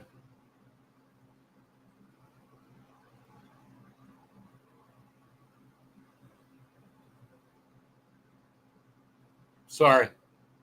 We got some fun stuff coming up. Yeah, no, no. Anybody, I don't care if there's zero, you know, yeah, if you guys want to hang out, that's awesome. Let's do it. Let's do it. Let me refill my delicious diet soda.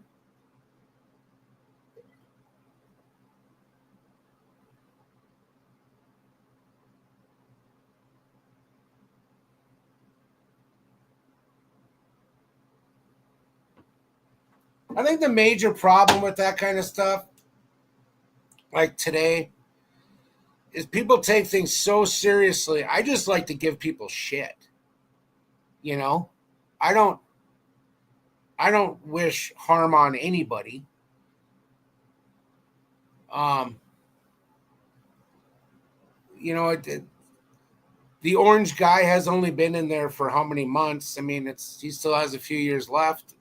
We don't know what's going to happen tomorrow. I just think there's so much. People just need to start looking for Bigfoot, you know? All right, here we go. Discovered it had captured a strange image. In the background, a tall creature stood upright, with its face clearly visible. Its face resembled a monkey, but the photo was taken somewhere in the US where no monkeys live in the wild. Was it a person wearing a mask? Perhaps, but no one really knows. So creepy.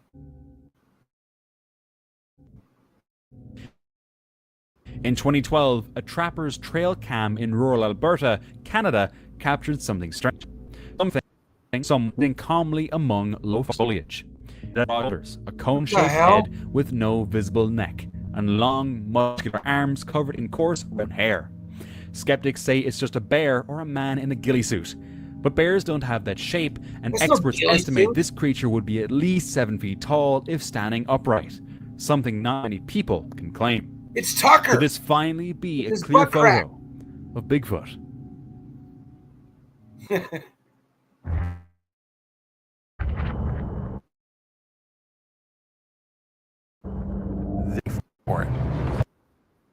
A man was riding his bike down a dusty road through a forest in North America when something strange appeared in the trees. So it could still snow again. That's why the trees aren't going to take their chances coming out yet. What the hell is that? Now this one we drove by, it didn't look like it was clogged. But we'll see. He didn't notice anything unusual at the time, but later while checking the footage at home, something caught his eye. A tree trunk. Between the dry branches, a massive figure stood, easily over 8 feet tall. Shocked, he realized he might have recorded something incredible. Though the clip wasn't clear, he's convinced. Okay. Talk to me, kids. Monkey Face Dave. Yeah, it's Monkey Face Dave.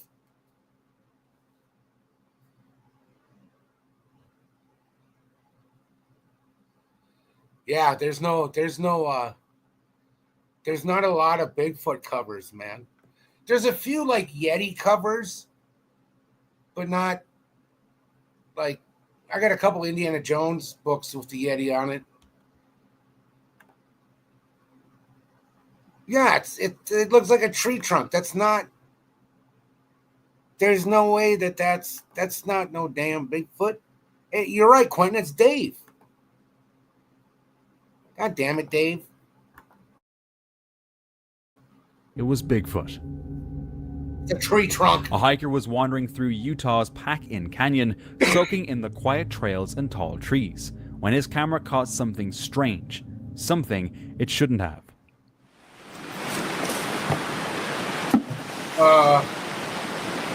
Whoa!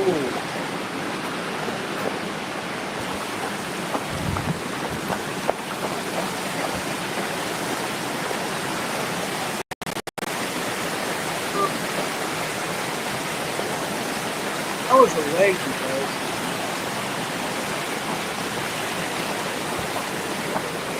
What? As he scanned the forest, a massive dark figure slipped between the trees. It moved kind of like a gorilla, but there are no gorillas in Utah. Curious, he carefully followed it. When he zoomed... See that?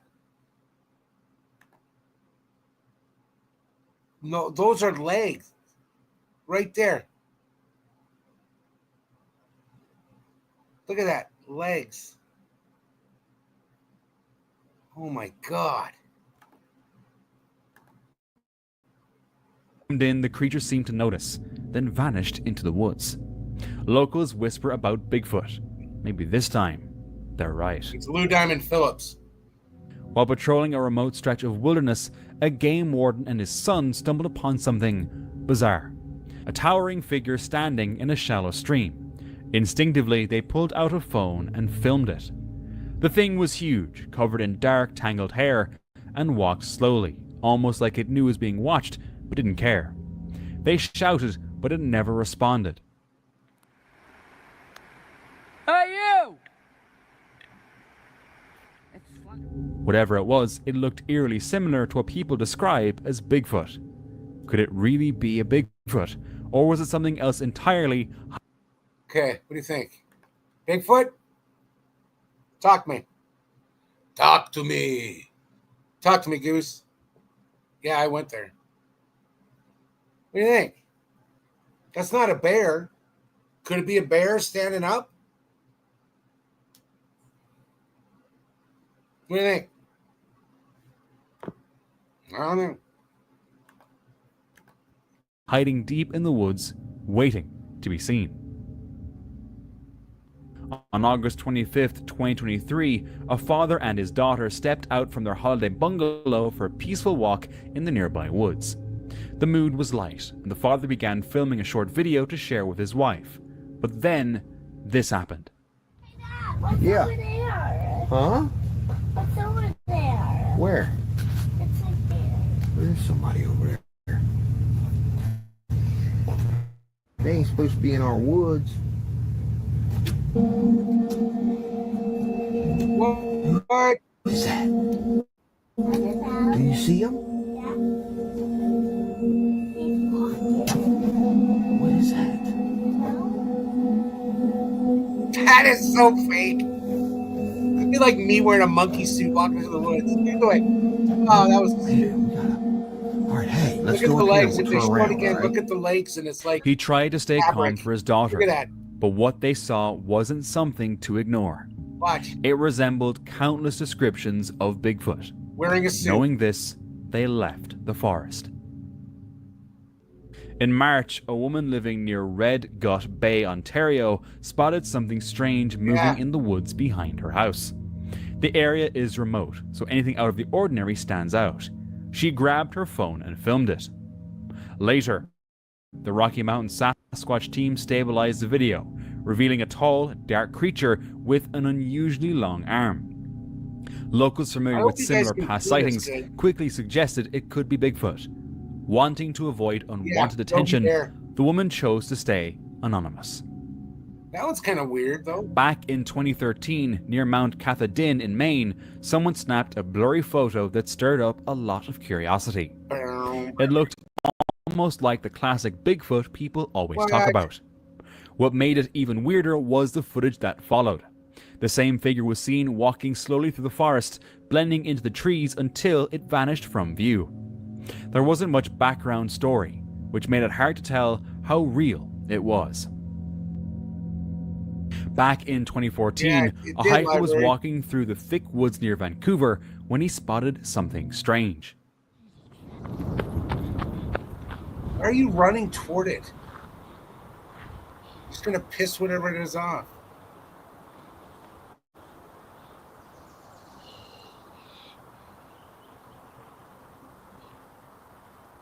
It's Phil. Dave and Phil.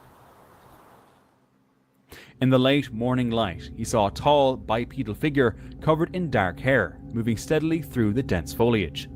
The man managed to film a short clip, though the footage was shaky. Be careful, when the library. creature vanished, so did the hiker, uneasy with the idea that it could be anywhere around him. In March 2025, a group of people were driving through a remote stretch when they noticed something weird. From their vehicle, they spotted this huge figure way off in the distance. They pulled out their phone and got it on video. Oh, that's... ¿Qué ibas a comentar, Iván? Hay un gigante allá arriba en el cerro. ¿Un qué? Un güey muy alto, gigante, cabrón. A la verga, sí es cierto, güey. Ya lo vi. I wish we had more perspective because that... It looked like a giant, too big to be an average person. People online are torn. Some swear it's Bigfoot or a real-life giant, while others think it's just a trick of the eye or someone messing with edits. Back in 2014, a guy was hiking near Lake Ontario when he heard strange noises coming from the bushes and thought he saw a bear. He grabbed his camera and started filming.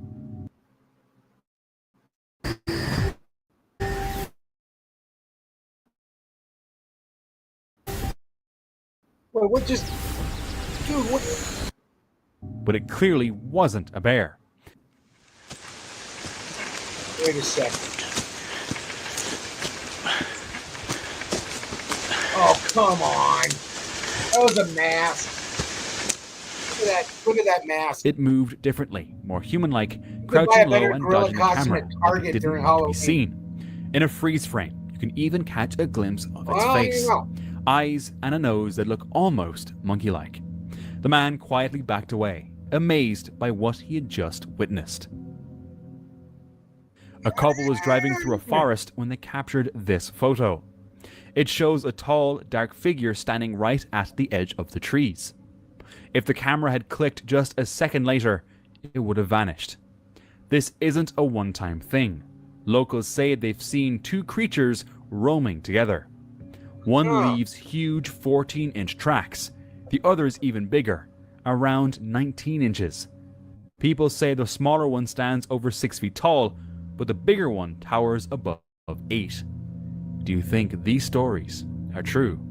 Oh, I'd be shitting my... Uploaded on May 11th, 2025, this episode from Oklahoma Adventure as a layback river in the North American wilds. The team prepped food and the outdoor, but then the birds suddenly went silent.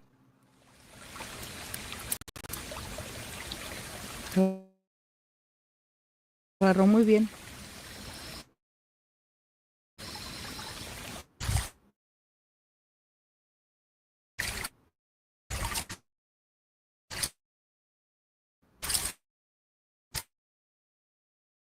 Those are some big knives.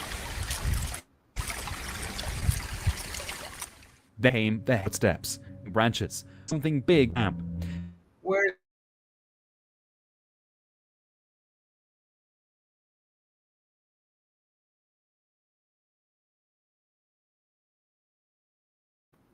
Whoa!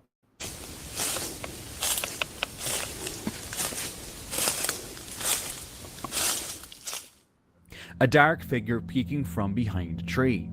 The team didn't notice at the time, too busy framing the next shot.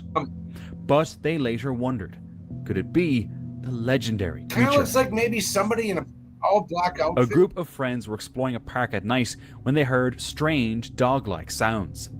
They turned and spotted something bizarre. Yeah, no shit. What is that? What? A humanoid creature crawling and leaping in an unusual way. But instead of fleeing, they chased it. But when it got too close, fear took over and they ran. Probably a good idea.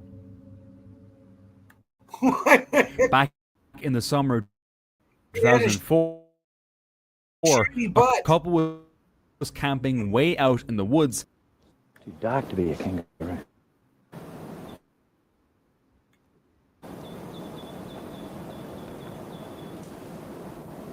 Oh, look at that too.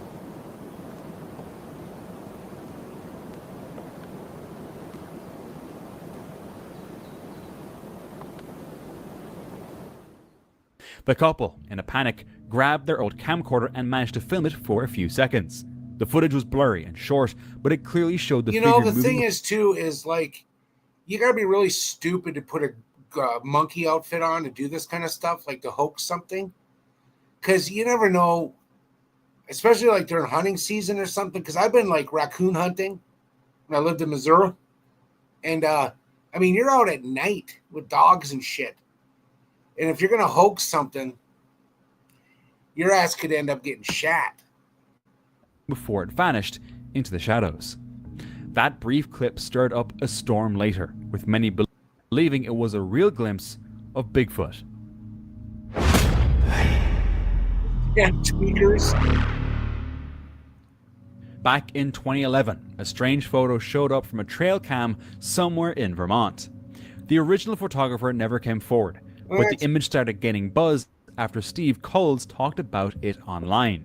It showed a hunched human-like figure with patchy, mangy fur and an oddly shaped head. Mangy dog. At first glance, it looked like a man in a cheap ghillie suit, but then someone compared it to a photo taken in the same spot with a regular guy kneeling.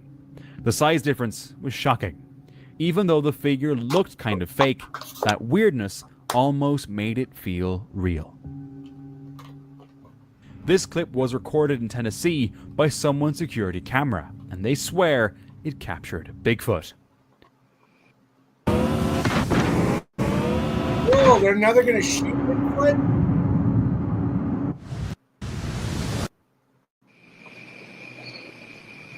All right, where's he at? Oh, excuse me. Where's he?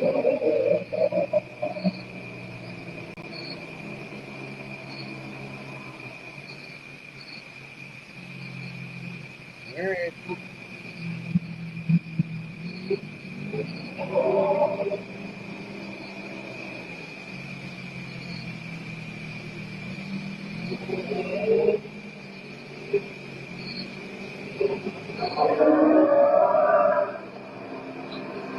Sounds like an elk.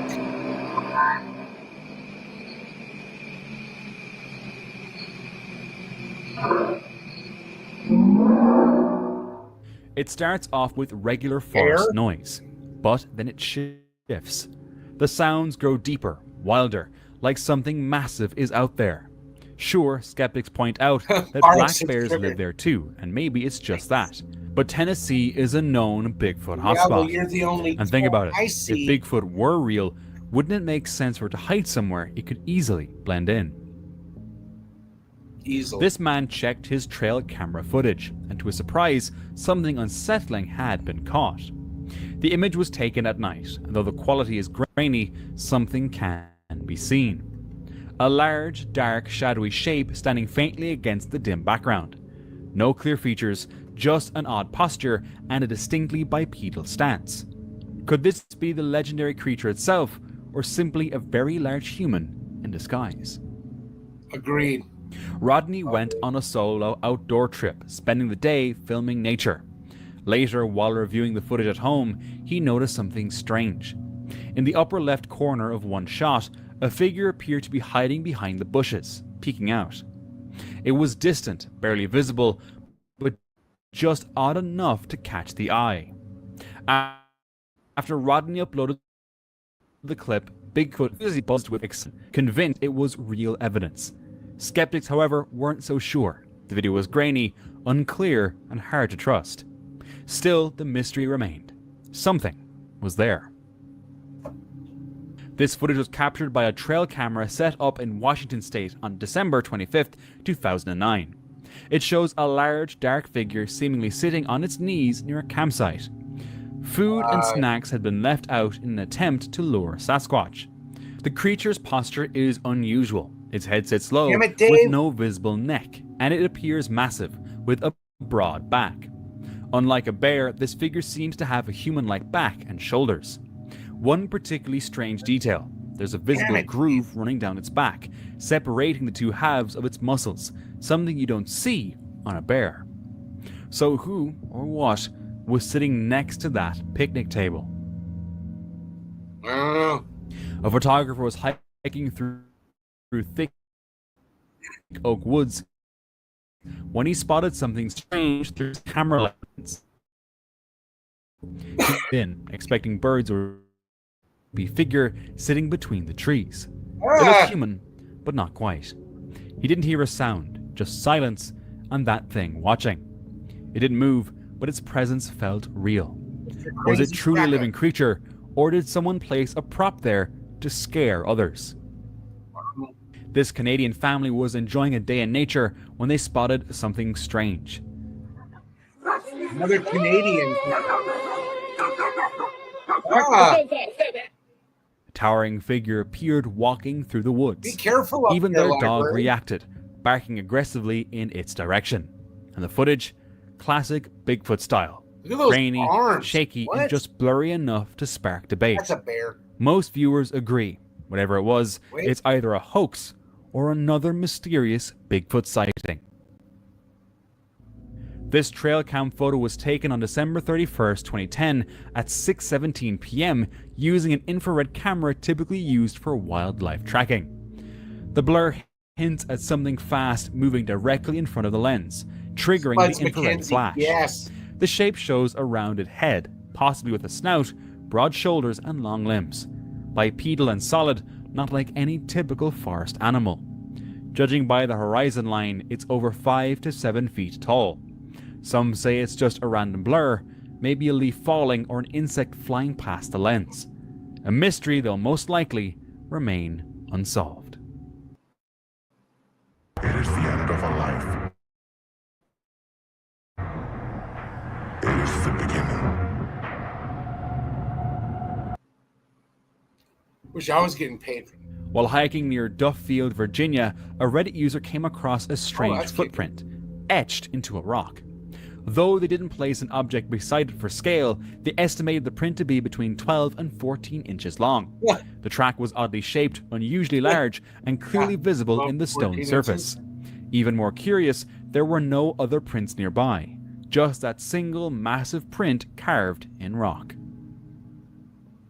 The homeowner heard loud noises and Very noticed clear. strange footprints on their Fingers property, are frickin' so they scary, called man. someone to investigate. Suddenly, they spotted this. We're now in the southwestern corner of the property. Allegedly, this is where the guy said he had the most activity. That remains to be seen. Right? A little spooky, I guess. A little. It's mostly just quiet. Apparently they're building a subdivision over that way. Huh. Oh. What the hell was that? Oh. Something walking. Oh, What the hell? All right. Okay. A massive figure moving through the trees. Tall. Shut up. Shut up. I have goosebumps.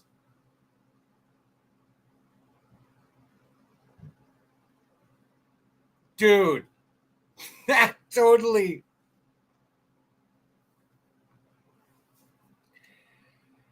Am I the only one? Quentin, Ryu, anybody else watching? Library, come on. That was a good one. That freaking got me good time. That really. Ugh. Come on. Yes. Yeah.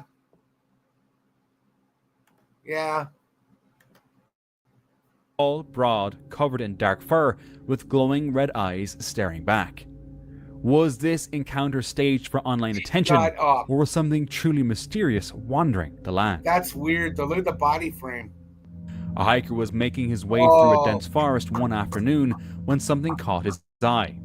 Hidden behind the trees stood a large, white-headed figure with dark, unsettling eyes, just watching him. It didn't move, it didn't blink, it just stared. Uneasy, the hiker snapped a photo before slowly backing away. Later, he claimed it could have been a Sasquatch, or maybe even a white Bigfoot. But whatever it was remains unknown. Back in 2005, a French-Canadian trucker snapped a scenic shot at Seven Falls Park in Quebec. At first, nothing seemed out of the ordinary. Just Quebec, trees, man, be water, and untouched nature. But days later, while flipping through the photos, he zoomed in into the bottom right corner and spotted something strange. Oh, yeah, look at that. A tall, broad figure covered in dark fur, with gorilla-like features, a cone-shaped head, wide shoulders, and long arms. It even appeared to be holding something. Some said it looked like a Bigfoot, others claimed it resembled a dogman. Skeptics dismissed it as pareidolia, just shapes and shadows playing tricks on the eyes. Yeah, but when the photographer returned to the spot, whatever he captured was gone. Huh. A couple was out wandering the thick woods of Vancouver Island when they caught something strange on Vancouver camera. Island's huge with this shit. What is that?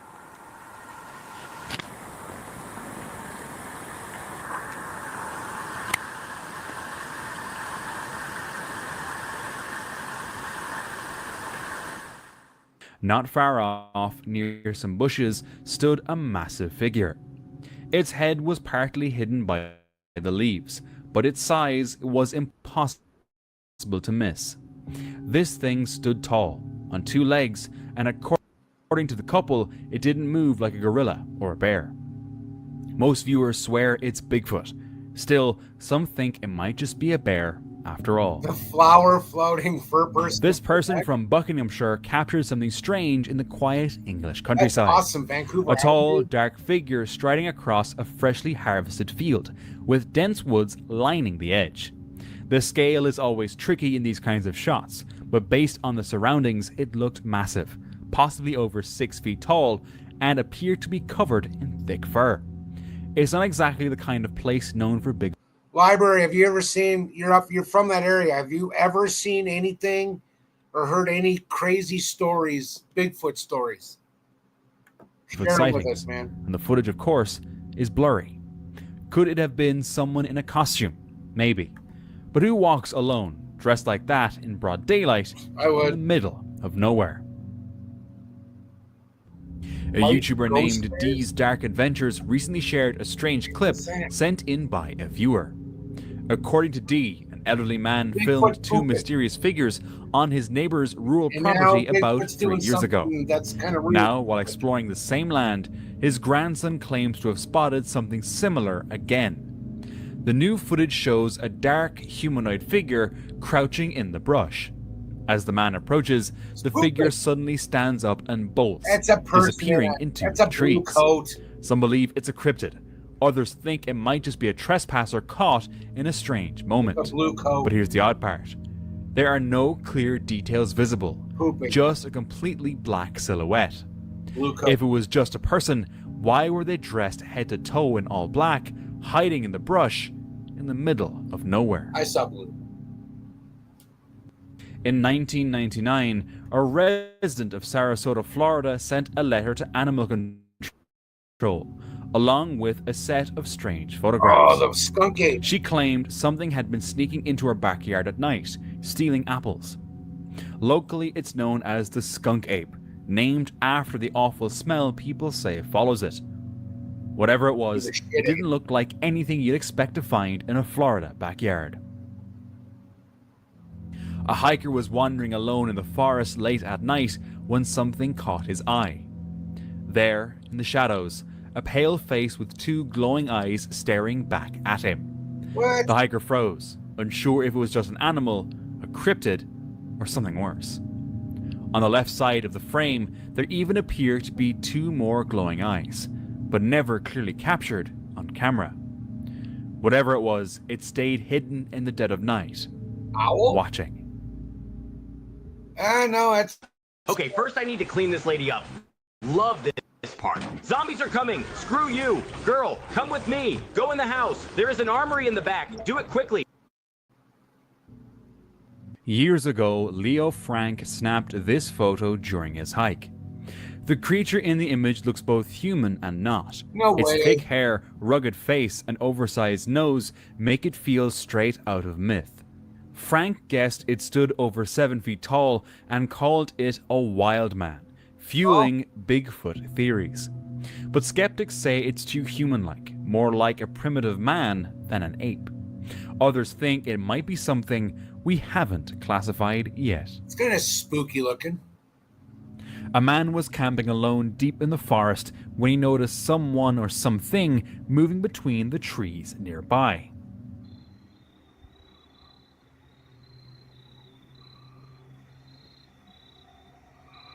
It's a guy with a monkey suit.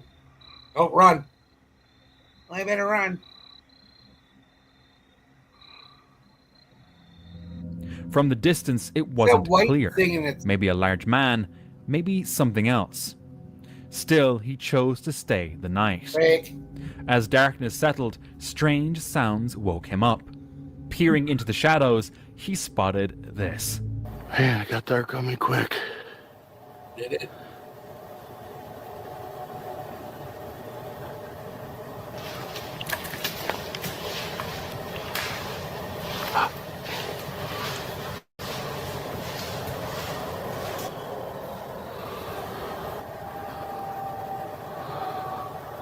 What is that?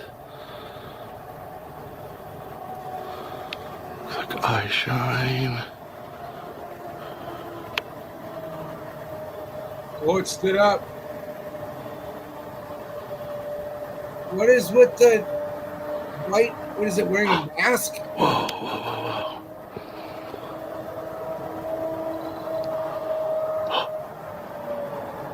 Should I whistle?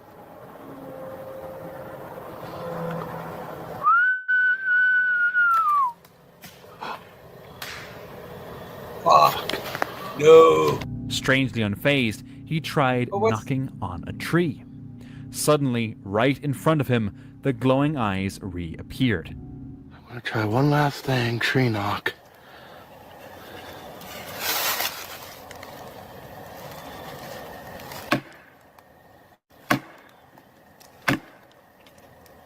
Why are you trying to tree knock? You know it's right there.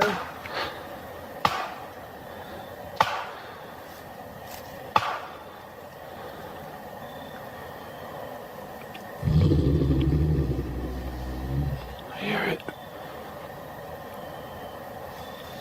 I don't know where the stupid thing went. You got a 45 on you, dude? It pops out. I'm gonna be pissed. Stupid flashlights. Oh, there it is. Look.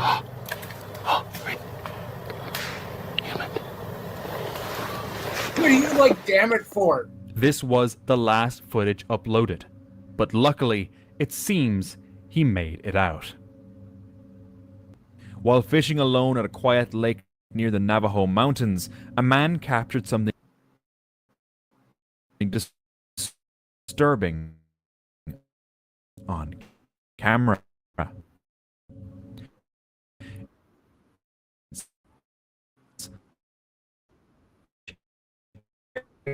Figure was gorilla primates in the area.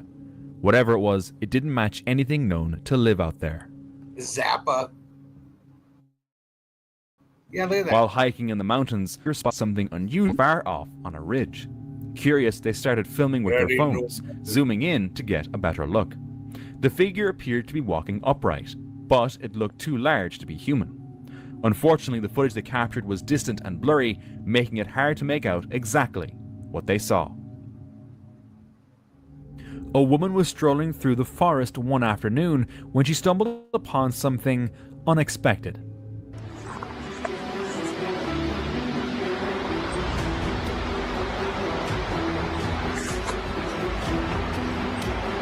I heard some kind of weird call, like a guttural throat growl or something, twice. She started hearing strange sounds and began recording the scene. At first, she thought it might be a bear, but the more she looked, the more off it seemed. Was it some undiscovered creature, or were her eyes and ears playing tricks on her? A man was driving when he spotted what he thought was a wolf, so he started recording. But its size and build made him pause. What? Online, people called it a wahila or saber wolf, both names for a massive lone predator said to roam Alaska. What do they call the big Interestingly, wolf? similar sightings have happened before. Dire wolf? Look at that fucking thing. Look at how big that thing is. That's real shit, dudes. People have found tracks with widespread toes and dire claimed wolves. the back legs were shorter than the front. It might not be a Bigfoot sighting, but it's just as mysterious. Look at that freaking thing. And for more chills, just watch this next video. Maybe I will.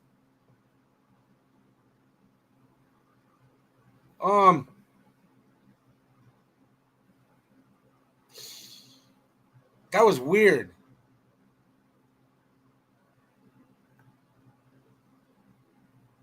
That was really weird.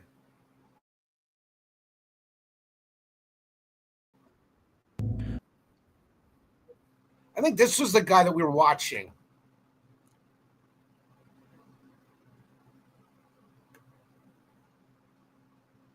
I missed some of these, you guys. Sorry about that. No cryptid experiences so far. Yep, that'd be cool. Ask around. I think it was fake too. Zappa. Fake. Supernatural events on Vancouver Island. Speaking of Satanic Panic, the book Michelle remembers took place in Vancouver, BC, where I grew up. Look it up. Dire wolf, man. Oh, now that would scare the shit out of me. See something big like that, those dire wolves?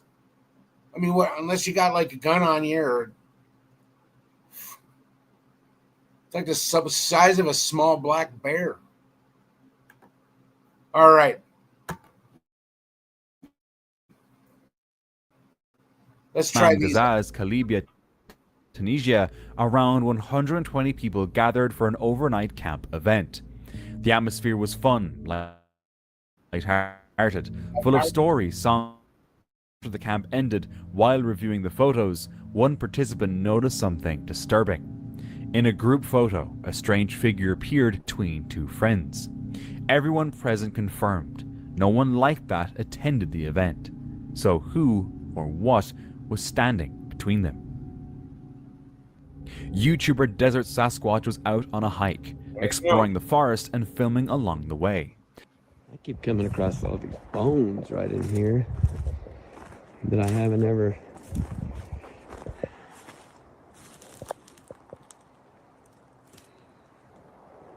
Well, I've seen them.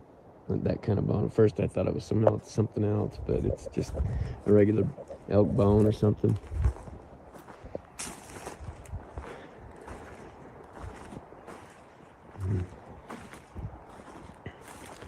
I thought it'd been like drilled on or something. It hadn't. Anyway, blinding.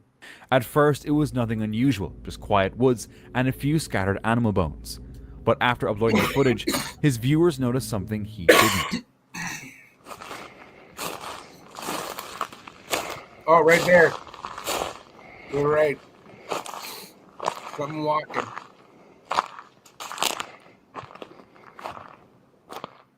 On the right side of the screen, a dark figure moves. He hadn't seen it in person, only the camera caught it. Moments later, he captured this.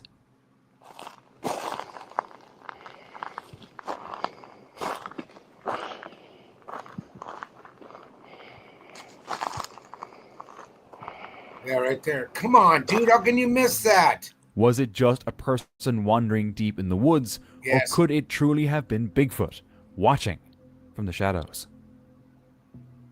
A few years ago, a man from Carlisle, UK, set off for a summer backpacking trip through Australia.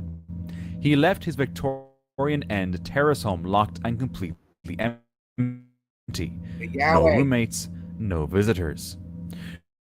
Before leaving, he installed an Android security camera linked to his Google Home. It was set up in the living room, programmed to activate only when it detected movement. Weeks into his trip, he got a notification. A photo. The camera had triggered. He sent his father to check the house immediately. Help us, Obi-Wan Kenobi. Everything was still You're our locked, only hope. still empty. To this day, no one can explain what the camera captured. D. Menace entered an abandoned malt factory alone Help me, Obi-Wan in Kenobi. June 2020. As he wandered through dark halls and into the basement, the vibe turned unsettling. I think I reached the really dangerous and scary part here because Silent Hill. Are you a weird German? Holy I don't know, should I go into this? No, you shouldn't. Look what I found. Felt like I was actually talking. Oh, Gatorade bottle. Good. Someone's staying hydrated. Und chilling. Who the hell will go to this place to You chill? are. Because in German it's written here that raise your legs and chill. Who's gonna chill here? He found strange graffiti and a red chair with creepy German text saying, "Raise your legs and chill." Things started to feel off. In the second part of the building, he realized he wasn't here. I don't know if it's but for sure they're gonna come here today because this place is huge. It's really a big mark on the land here, and it's hard to miss it. Then he spotted him through a window. Holy shit! Holy shit! He's coming. Oh wait. So it's like not enough that I'm not the only one in this building. Now I see somebody's coming inside.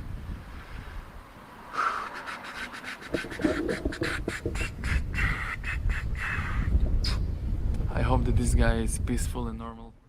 Not knowing the person's intentions, Dee tried to keep his distance. But soon he saw a pair of legs through a hole in the wall.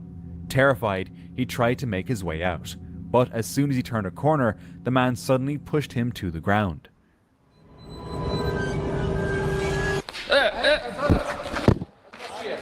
Good, alles gut. Chill out, man. Everything is fine. English, yeah, English. What the fuck, man? What's happening? What the fuck, man? What's happening? Why didn't you say something? Hell, man. Good place to speak in English. Let me hold my camera for a moment. Holy shit, man.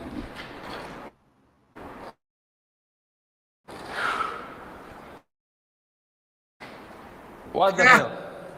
You scared us from me, So we're good. We're good. Oh, that's awesome. We good? You're not gonna try to like cook me or anything like that? Everything is fine. Everything's fine. After some tense words, they realized it was all a misunderstanding. The man, named Jonathan, was just another German explorer. squatter punks. Both had come to investigate, each thinking they were being stalked by the other. They do smell Eventually, they worse teamed than up the and Yetis. explored the rest of the building together. They teamed up and created the greatest team in all of. Ever since getting a digital camera for his birthday,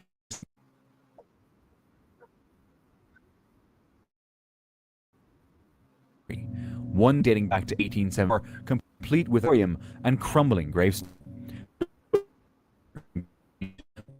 particular night. That's when something different showed up. A shadowy figure appeared, walking alone through the cemetery. During their trip, a guy named Ben posted a video. Is everybody still there? Someone messaged me here.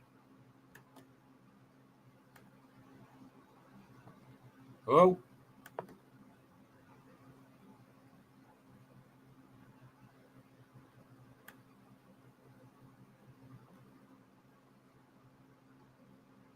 Okay. Okay. Was it like going in and out or anything like that, or lagging the video? Or was anything lagging?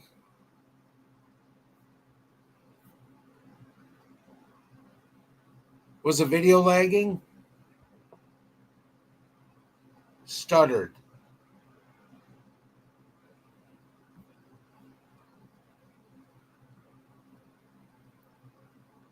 Shit. All right, give me 1 second.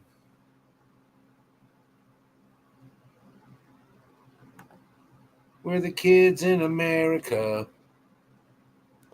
Whoa.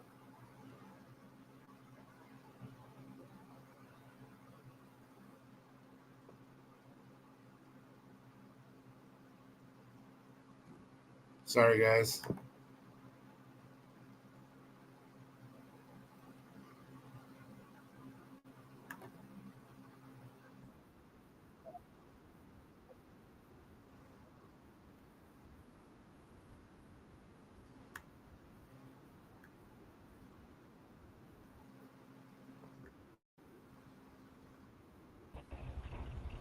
I still miss you. I wish you were here.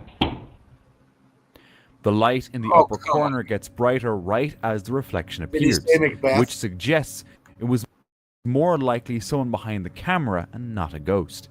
It gave people chills, but honestly, it might be more staged than real. Totally staged. A person living across from an abandoned house had always heard the rumors that the place was haunted. But one afternoon, something happened that made them take it seriously. They glanced out the window and noticed a woman standing in the top right window of the old house, just staring back. They grabbed their phone and snapped a few pictures. But by the time they looked again, she was gone. The house has all its doors chained and padlocked. It's not the kind of place someone can just walk into. They called the police to check it out, just in case someone had broken in. But no one was there. No sign of anyone inside or even nearby. Whatever they saw, no one has a good explanation for it. I do. On May 7th, 2025, a YouTuber named Kayla shared a tense experience from her van life journey. After a long drive, she stopped outside a motel hoping to get some rest. Exhausted and out of options, she parked in the back lot. She tried to get some sleep, but late into the night, someone knocked on her van.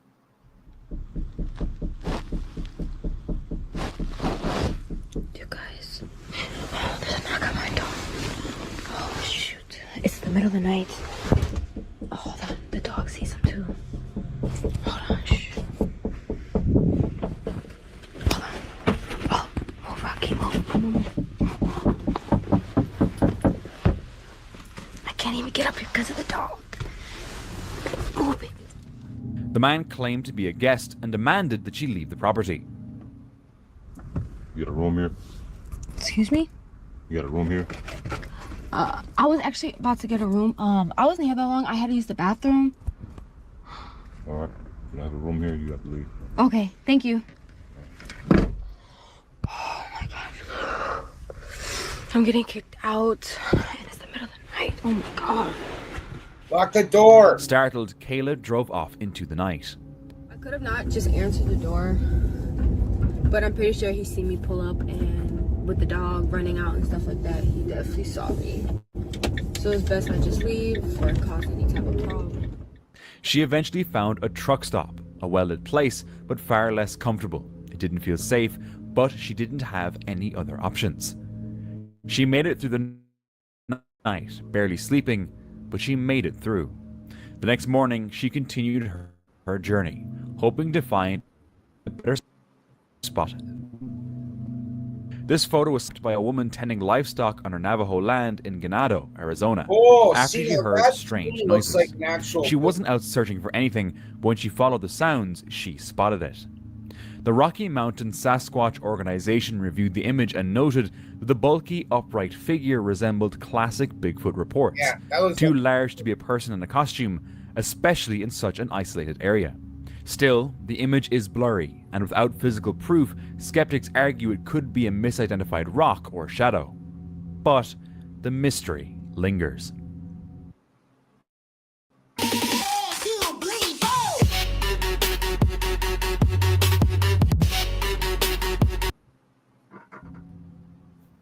While backpacking through India, something terrifying was caught on camera.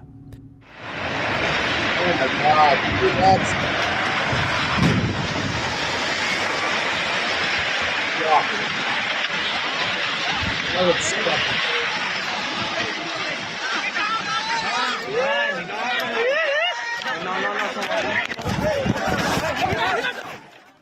A massive 4-lane concrete bridge under construction across the river Ganges in Bihar suddenly collapsed. It was the second time in just over a year.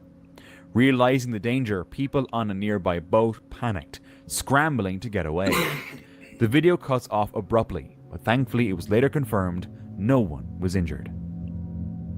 Ugh. Yuck. Back in 2012, Paul Feehan and his friend were out hiking near Abersock when they decided to film the peaceful view. It felt like they had the whole place to themselves, but as they checked the footage, they spotted something that gave them the chills. In the background stood a shadowy figure. Ugh. Whatever it wasn't something they noticed at the time, and they still can't explain it. A group from Dimensions Paranormal visited Rivington Pike in the UK, a place often labelled haunted. After exploring the moors, the real shock came when they returned to their car. I clear the moor. What? What the fuck? No! No. Okay. That's weird. That's really weird. The door was wide open. Nothing was stolen, and they were certain they'd locked everything. Confused, they tried asking the spirits if they were responsible, but got no clear response. Okay, did somebody open the car? Has somebody opened the car? While some might blame forgetfulness, the team strongly believed no one left the door open. With no signs of a break-in and all belongings untouched, the only explanation they could lean toward was something paranormal. Mimi left her old life behind to live in a camper van, exploring new campsites deep in the woods. One quiet morning, she woke up and took a peaceful walk through the forest. When she returned, she started cooking hot dogs by the fire. That's when things took an unexpected Oh, is turn. that coleslaw on the hot dog? See, that's I noticed the important. Hey, How you doing? I'm a little lost, and I'm hoping maybe you can kind of help me. Yeah, what's up? So my kid he's 20, Uh-huh. but he was hiking around the Linville Gorge, and this is telling me to turn here and go obviously through that gated area, which doesn't look like a thing, Yeah, no. to get to his pen. He pinned me there. Okay, well, I'm assuming you did a trail, right? Like a marked trail. Yeah, but he said he was like on the side of a road, and he's throwing up, and he's like, come get me. I just drove from Raleigh. Oh, dang. In my work clothes. Oh my gosh, so you really are? Yeah, I was like, I'll be right there. Oh God, yeah, that's far. Okay. Do you have...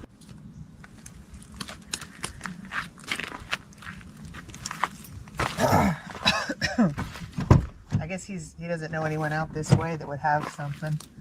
So he traveled up here by himself. Oh. I thought he'd be all like crazy.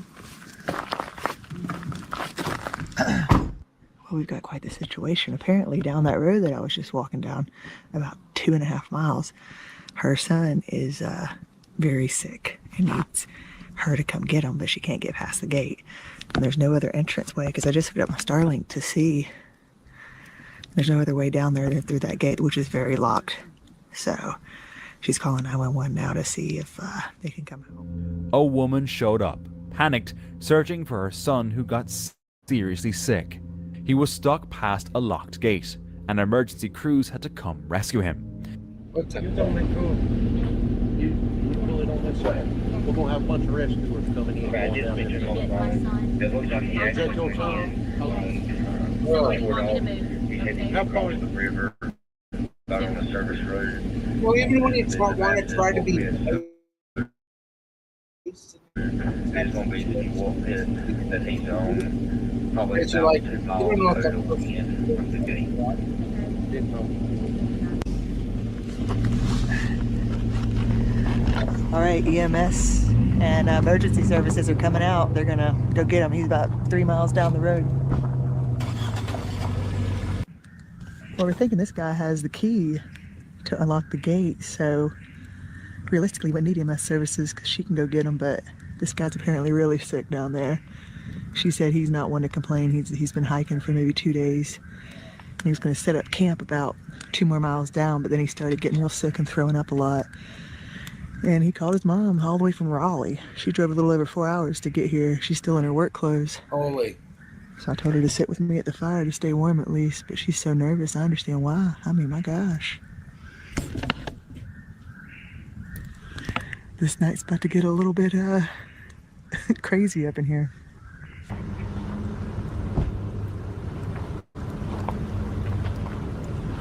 Yeah, that's weird.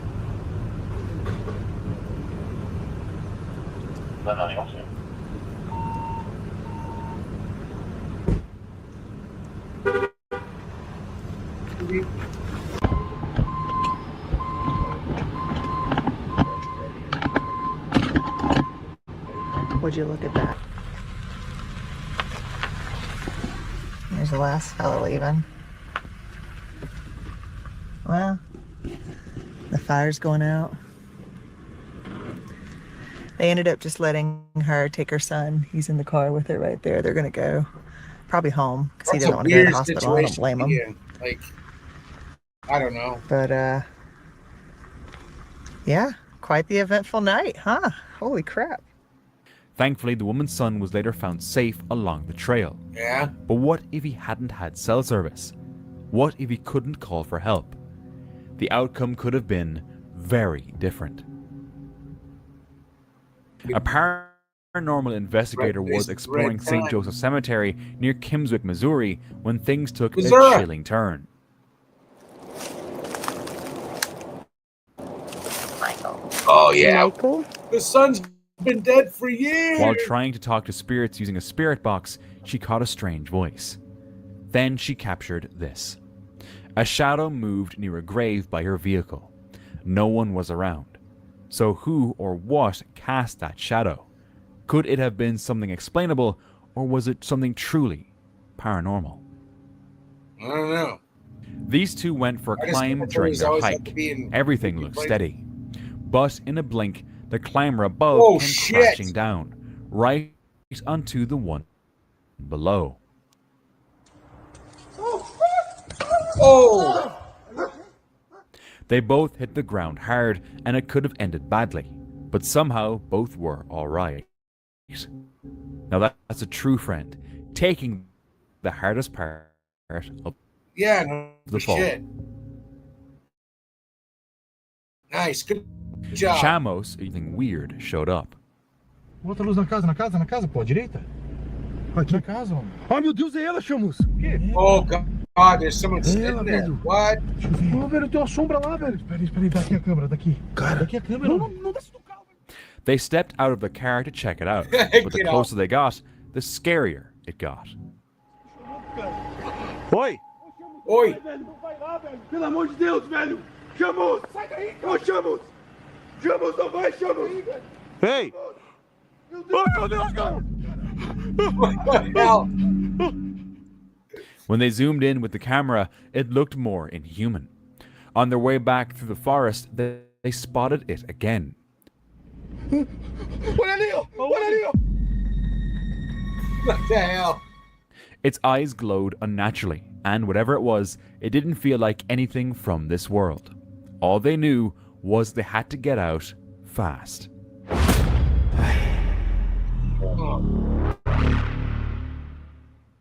One afternoon in Nevada, God, I a love this woman and her movie, mom were out for a walk when they spotted something strange in We're the sky. overreacting. I want a bleeding statue too. That is Where they go? Oh, I can't go right there.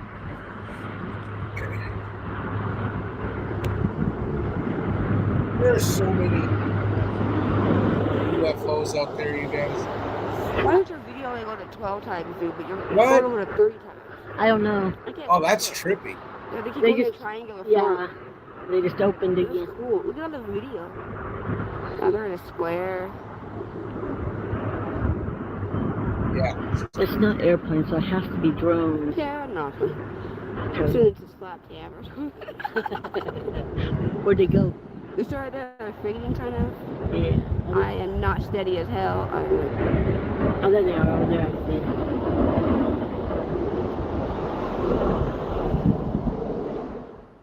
Nevada's no stranger to weird sightings. Locals often report UFOs. The women, confused, were unsure of what they were seeing. During a family trip, they visited the Pirate House in Savannah, Georgia, a place long rumored to be haunted. After dinner, curious but not expecting much, they wandered through the old building, snapping a few casual photos along the way. Days later, while looking back at the pictures, one image stopped them cold. In what should have been an empty hallway stood a figure. No one remembered seeing anyone there, and to this day, no one can explain what or who appeared in that photo. On April 21st, 2025, Fer and Lori, a Brazilian couple documenting their travels across South America in their van, faced one of their most terrifying experiences. After a full day exploring a busy park in Montevideo, they parked in what seemed like a safe spot to rest for the night. But just before dawn, something chilling happened. They were jolted awake by tapping on the van's side, followed by someone trying the door handle. Then, the sound of footsteps running away. Eu realmente não sei o que a gente faz. 3h07 da manhã. Não sei se a gente vai embora de Montevidéu, se a gente tenta achar outro lugar. Primeiro a gente ouviu um barulho. A gente tava dormindo e parecia que estavam batendo na lataria da van. E aí a gente acordou. O Lauri levantou, olhou pelas janelas, eu olhei atrás, estava mais perto da janela da porta. E quando o Lauri veio aqui na frente, o cara tava tentando abrir essa porta. Só que fez pouquíssimo barulho, né? Se tu não tivesse aqui... Because we have an airbase north, there's an airbase about 10 miles north of me here. And last summer when last year when the drones were big in Jersey and all that shit, there was quite a few zones because I live right next to the airport up here. So it's like airport, National Guard, airbase. And we got quite a few drones, and those things were like, holy shit. They look 6 to 7 feet long. I don't know. But it was weird. Olhando, a gente nunca ia ver. Shaken, they drove aimlessly through the city until they found a 24-hour market, thankfully with a police presence nearby. Still unnerved, they made a decision the next morning. Leave the city behind and stick to quiet, rural roads for the rest of their journey. There you go. During a fun trip, this man snapped a photo of his wife at the old post office in St. Bathans, New Zealand. But to their surprise, it wasn't just any ordinary photo. A pale figure can be seen staring from the upstairs window, eerily resembling an elderly man. The place was empty when he took the shot. Locals have long whispered about hauntings in the area, and this photo has stirred up things once again. While exploring the abandoned grounds once tied to the infamous Poquianchi sisters, the YouTube group Extinct File caught something chilling on camera. La casa donde dormían. No mames. No inventes, güey. No mames. Cámara 2. Güey. Hola. A ghostly figure standing in a doorway. As they pressed on, strange noises echoed around them. No puede ser, güey. La madre. Then came a wailing sound.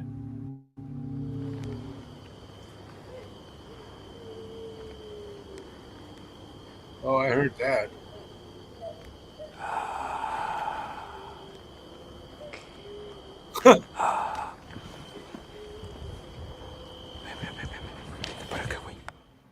It rose and fell for several minutes, unnerving and unexplainable.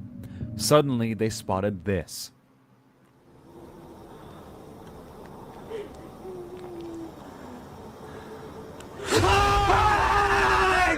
No mames, güey. No mames, cámara 2. Güey.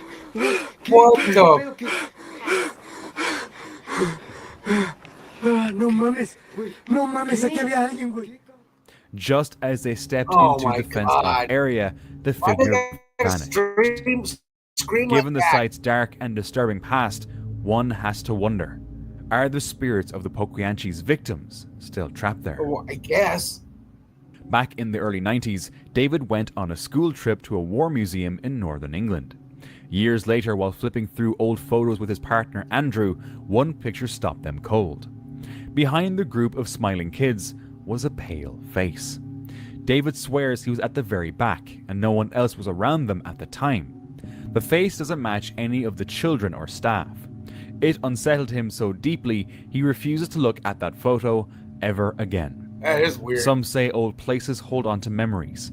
Others wonder if something else was standing there that day. Something that never left. Yeah, that creepy looking kid. A Reddit user was hiking deep in the woods when he came across a pile of old VHS tapes. Dude. The tapes were lying neatly over You know what I'm talking about. We grew up in the 80s. Where'd you find all the porno mags and stuff? Out in the woods. Porn. fallen leaves, some half buried, yet strangely clean, almost if they'd been placed there on purpose. Uh-oh. The post exploded with reactions. Most people wondered if the tapes might contain something creepy or disturbing. Others thought it could be some kind of promo, maybe for a new horror movie. Unfortunately, the user didn't have anything to play them with and was too creeped out to take them home. What? So I guess we'll have to wait until someone else finds them. Until then, the mysterious tapes remain a mystery. A woman was on a trip when she drove through a neighborhood and saw something she couldn't explain.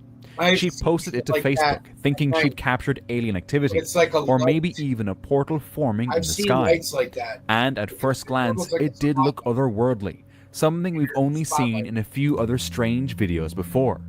But one commenter Only seen it suggested like that. a more grounded explanation. He claimed there were just smoke rings from fireworks.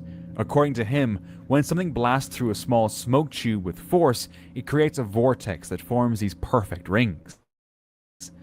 The original poster hasn't commented yet on whether she believes that could be the answer. I don't know.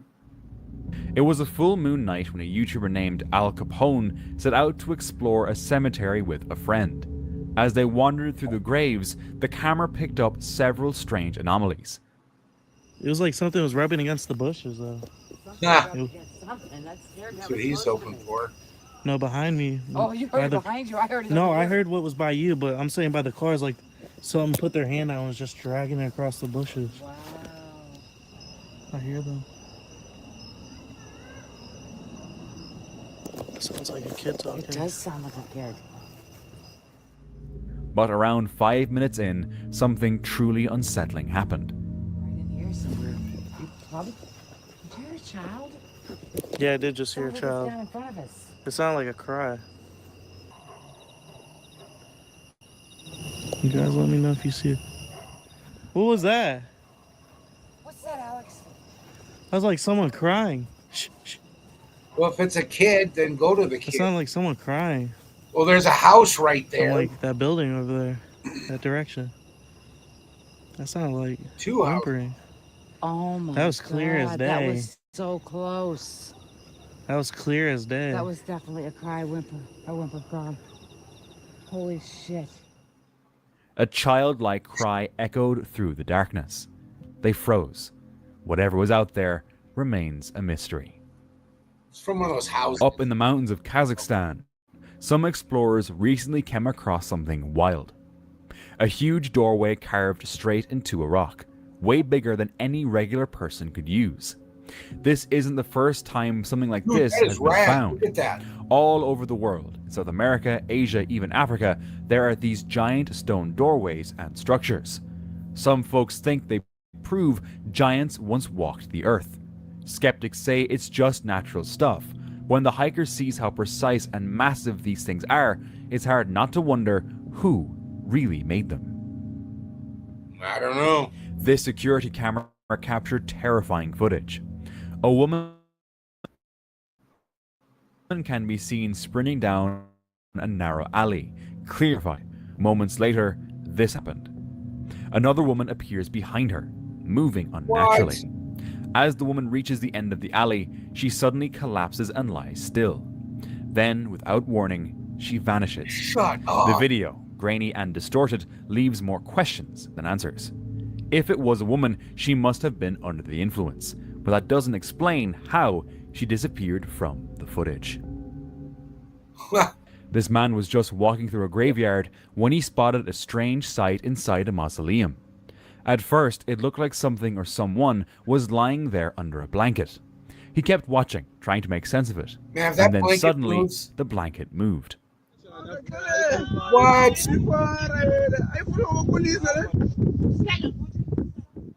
For a split second, something under it shifted and pulled the cover back over, like it didn't want to be seen. Leave me alone. It wasn't just creepy, it made no sense.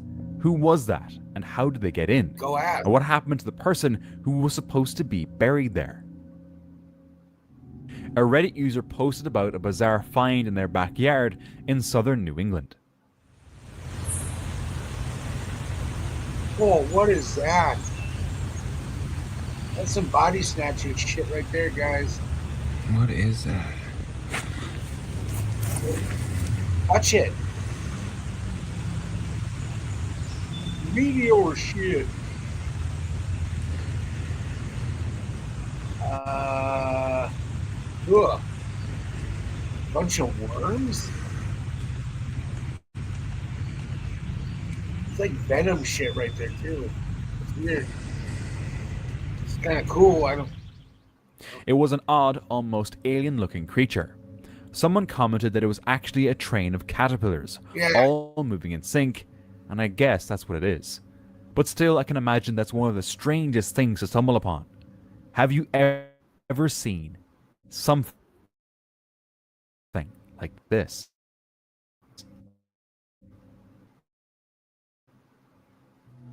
The owner of the child in a shelter he'd been building, but something wasn't right. I have been building a bit of a shelter here over the last 6 months or so. I'm hoping it's still here.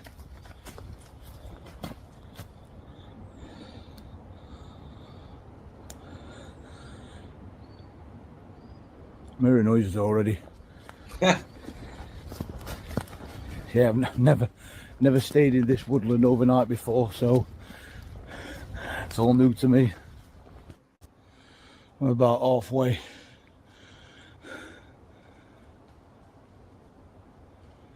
What leaves that are falling off at trees?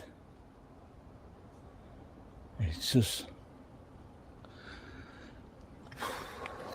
Sort yourself out, Danny, sort yourself out. Well, this is turning out to be great. Can't remember where I'm going. Uh-oh. Just walking down this path of this... Disoriented. I'm hearing some right noises. I know. It's all in my head and everything. I've never stayed in these woods before. He found a spot and set up a shelter for the night.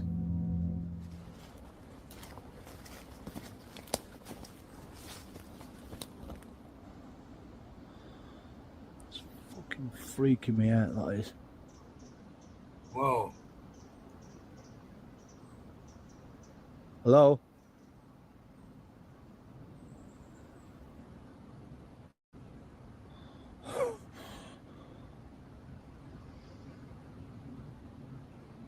Well, I think I know why birds stopped whistling anyway.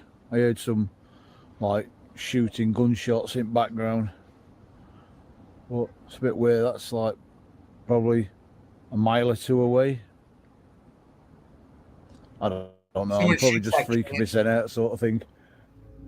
The sounds persisted, but he dismissed it and continued his adventure. I don't know if you can make that out on camera or not. Just behind me, there's some like holly bushes, and you can just see mist coming in. So if it is bad already here, I've got noises, mist is coming in. Oh, I heard a bird at last.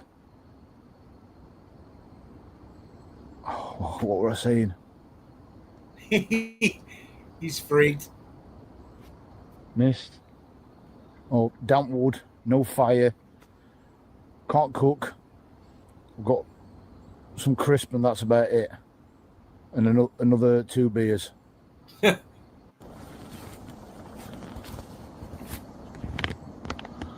Well, as soon as I stop recording,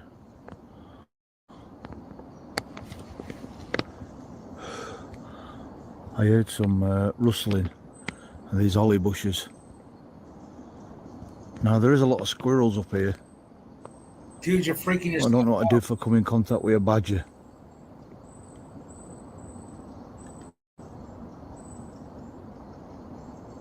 Would a badger get close if I didn't have a fire? Bad, maybe.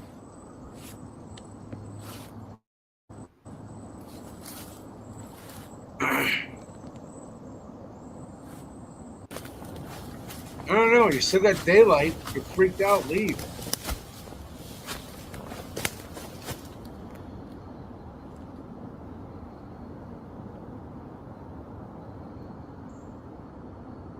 Start singing 80s songs or something like that. Too shy, hush, hush, I.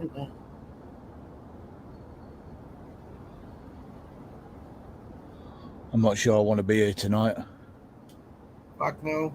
I'm a bit freaked out with everything.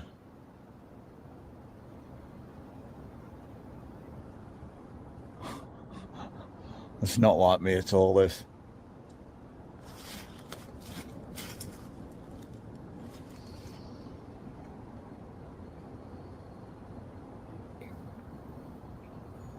I might even leave this shelter here. Though he tried to push through, the tension wouldn't go away. In the end, he packed up and left. Nothing dramatic happened, but that gut feeling, it told him enough. Sometimes, that's all you need. It's true. A backpacker had just parked their car when they noticed something odd drifting through the sky and started filming. It was this strange, quiet thing, slowly floating, almost like it was checking things out. Then, as the camera zoomed in for a closer look, the object seemed to slow down even more, almost like it noticed. And then, just like that, it vanished. No noise. No trail. While Garwood was small and dangerous moving in a pile. At first, it seemed visible, but then she noticed some movement. Face. Oh, yeah. Oh, venom on my legs. There you go. There. Oh, Fuck is more that? venom. Oh, God. More venom. Fuck. Yes. He's spitting all over me. All over me. They really have a lot of venom to spit. I wanna... Using a grabbing stick, she carefully pulled out a spitting cobra. This stick is a snake that badass, doesn't you just guys. bite, but can launch venom. She play kept Wonder its Woman. head pointed away, inspecting its body with a mix of awe and caution. Suddenly, the snake flattened itself and slipped through her grip. She caught it by the tail just in time, but it kept lunging and spitting venom. The video ends before she releases it, leaving viewers wondering what happened next. This hiker went hiking to the surreal location known as the Stairway to Heaven. It's a narrow cable ladder suspended above a 2,296-foot drop in the Austrian Alps. It stretches across a deep abyss, offering breathtaking views of the Dachstein Glacier and Grossglockner, Austria's tallest mountain. Sorry. While it's not for the faint of heart, it has become a magnet for adventurers chasing that once-in-a-lifetime high-altitude rush and the unreal feeling of walking among the clouds. Would you do it? Nope. No. This YouTuber went out to explore 2 old abandoned barns with a horrible backstory. Welcome back to the channel, guys. Today I'm going to be exploring these 2 abandoned barns behind me. These aren't any ordinary barns either. There's a crazy backstory behind what happened at these barns. All right, so basically these barns, first of all, are in the middle of absolutely nowhere. I'm literally in the middle of the woods. So basically what happened is back in the 1990s, a person was snowshoeing around this area and they heard screaming coming from over the hill.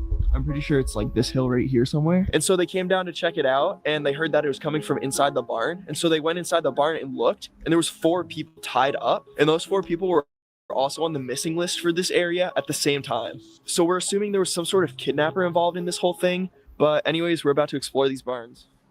Whether the story was real or exaggerated, he decided to investigate the place. At first, it felt like any other abandoned spot, quiet and empty, nothing off, until he started hearing things.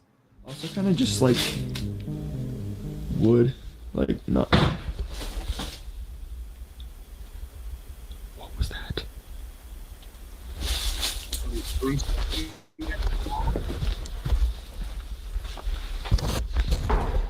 Bro, there's nobody there. Might have been something falling. That creeped me out. I'm leaving. I'm leaving this barn. Oh, what was that? There was like a giant bang. That had to pick up on camera for sure. And then an angry old man came out of nowhere. Uh-oh. I'm pretty sure during my reconnaissance earlier, I did see a little like sliding door on the back. Dude. So hopefully I'll be able to get it. This is private property, right? No, I didn't. Go. I'm sorry. Get the camera out of my face. Oh shit. No, I'll turn it off. Oh my god. Last person you want on this property. What? This is making bad. I'm not gonna lie. So, dude, you need to get off now. Hey, chill, bro. Dude. Chill. Get off. Chill. What? Yo, the what's fuck? going on, bro? Yo, what the heck? Yo, holy crap. Jesus Christ. Dude, get the fuck out of there. Here are they. You already just said the cops are here. Found you. Dude, this guy's insane. What the heck? Get out of the barn. This guy's insane. Get out of the I'm sorry, bro. It's just you're scaring me. When you like... Get out of the barn. Okay, I'm sorry. Holy crap. Just chill, bro. Just chill. I'm going. The man then made a very disturbing comment. Unless you want to go missing. Leave. What'd you just say? Leave. Dude, chill. Holy crap, dude. I didn't do anything wrong. I didn't break anything. Leave. Oh, Stop. Don't. holy crap. Stop. No, bro, stop. Go. Bro. Yo, this guy's insane. What? Bro, what? Bro, he had a pitchfork. What? Dude, this guy's crazy. That was I've never seen something like that before. Yo, he literally said you don't want to go missing like the others. I can't even talk. I'm so like numb. I don't know if it's cold or fear or both. But oh my goodness. What? You think that was the kidnapper? I'm probably gonna blur his face just for privacy, but like, bro, that is insane. I wouldn't have. Holy crap, dude. With no signal and no one around, the YouTuber bolted. This wasn't just urban exploring anymore. It felt like he'd barely escaped something real. Now, for more creepy vids, watch this next one. all right. Dude, that is insane. That was insane, you guys. Oh my God. Like, I'm not even joking. That creeped me out. That guy's voice. Hey man, you know, this is private property, right? It kind of sounded like him, didn't it? Maybe it's me. No, that was weird, man. That was really funky and weird. All right. Well, I'm going to call it a night. Sorry, guys. Been on here for almost 3 hours, so I'm going to start watching that guy's channels. Watching his videos on our show here, so if you guys like that, I mean, we had a few viewers tonight. We're at 5 right now, so please like and, you know, if you want to subscribe every Saturday night, 9 p.m. Central. My son Tucker and I, we just do this kind of stuff, talk about weird stuff. Yeah, I would not have been hanging around there. No. Yeah, Crazy Joe with the pitchfork. Arr. Yeah. But hey, Quentin, Library, Ryu, who's ever left, people who haven't commented, thanks for watching. And we'll be back doing the same thing next week, next Saturday. So have yourself a good night. Have yourself a good rest of your weekend. Be safe. Be good. And don't go in the woods. Go in the woods. Just don't be around weird shit. All right. Good night, Library. Night, Quentin. See y'all later.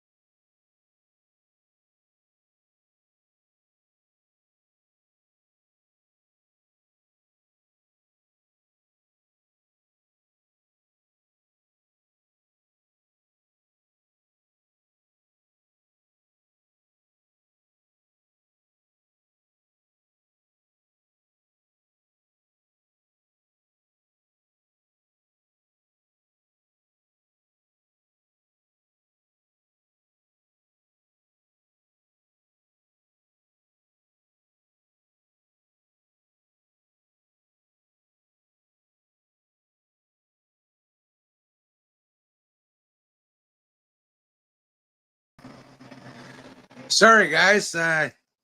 Forgot to end it.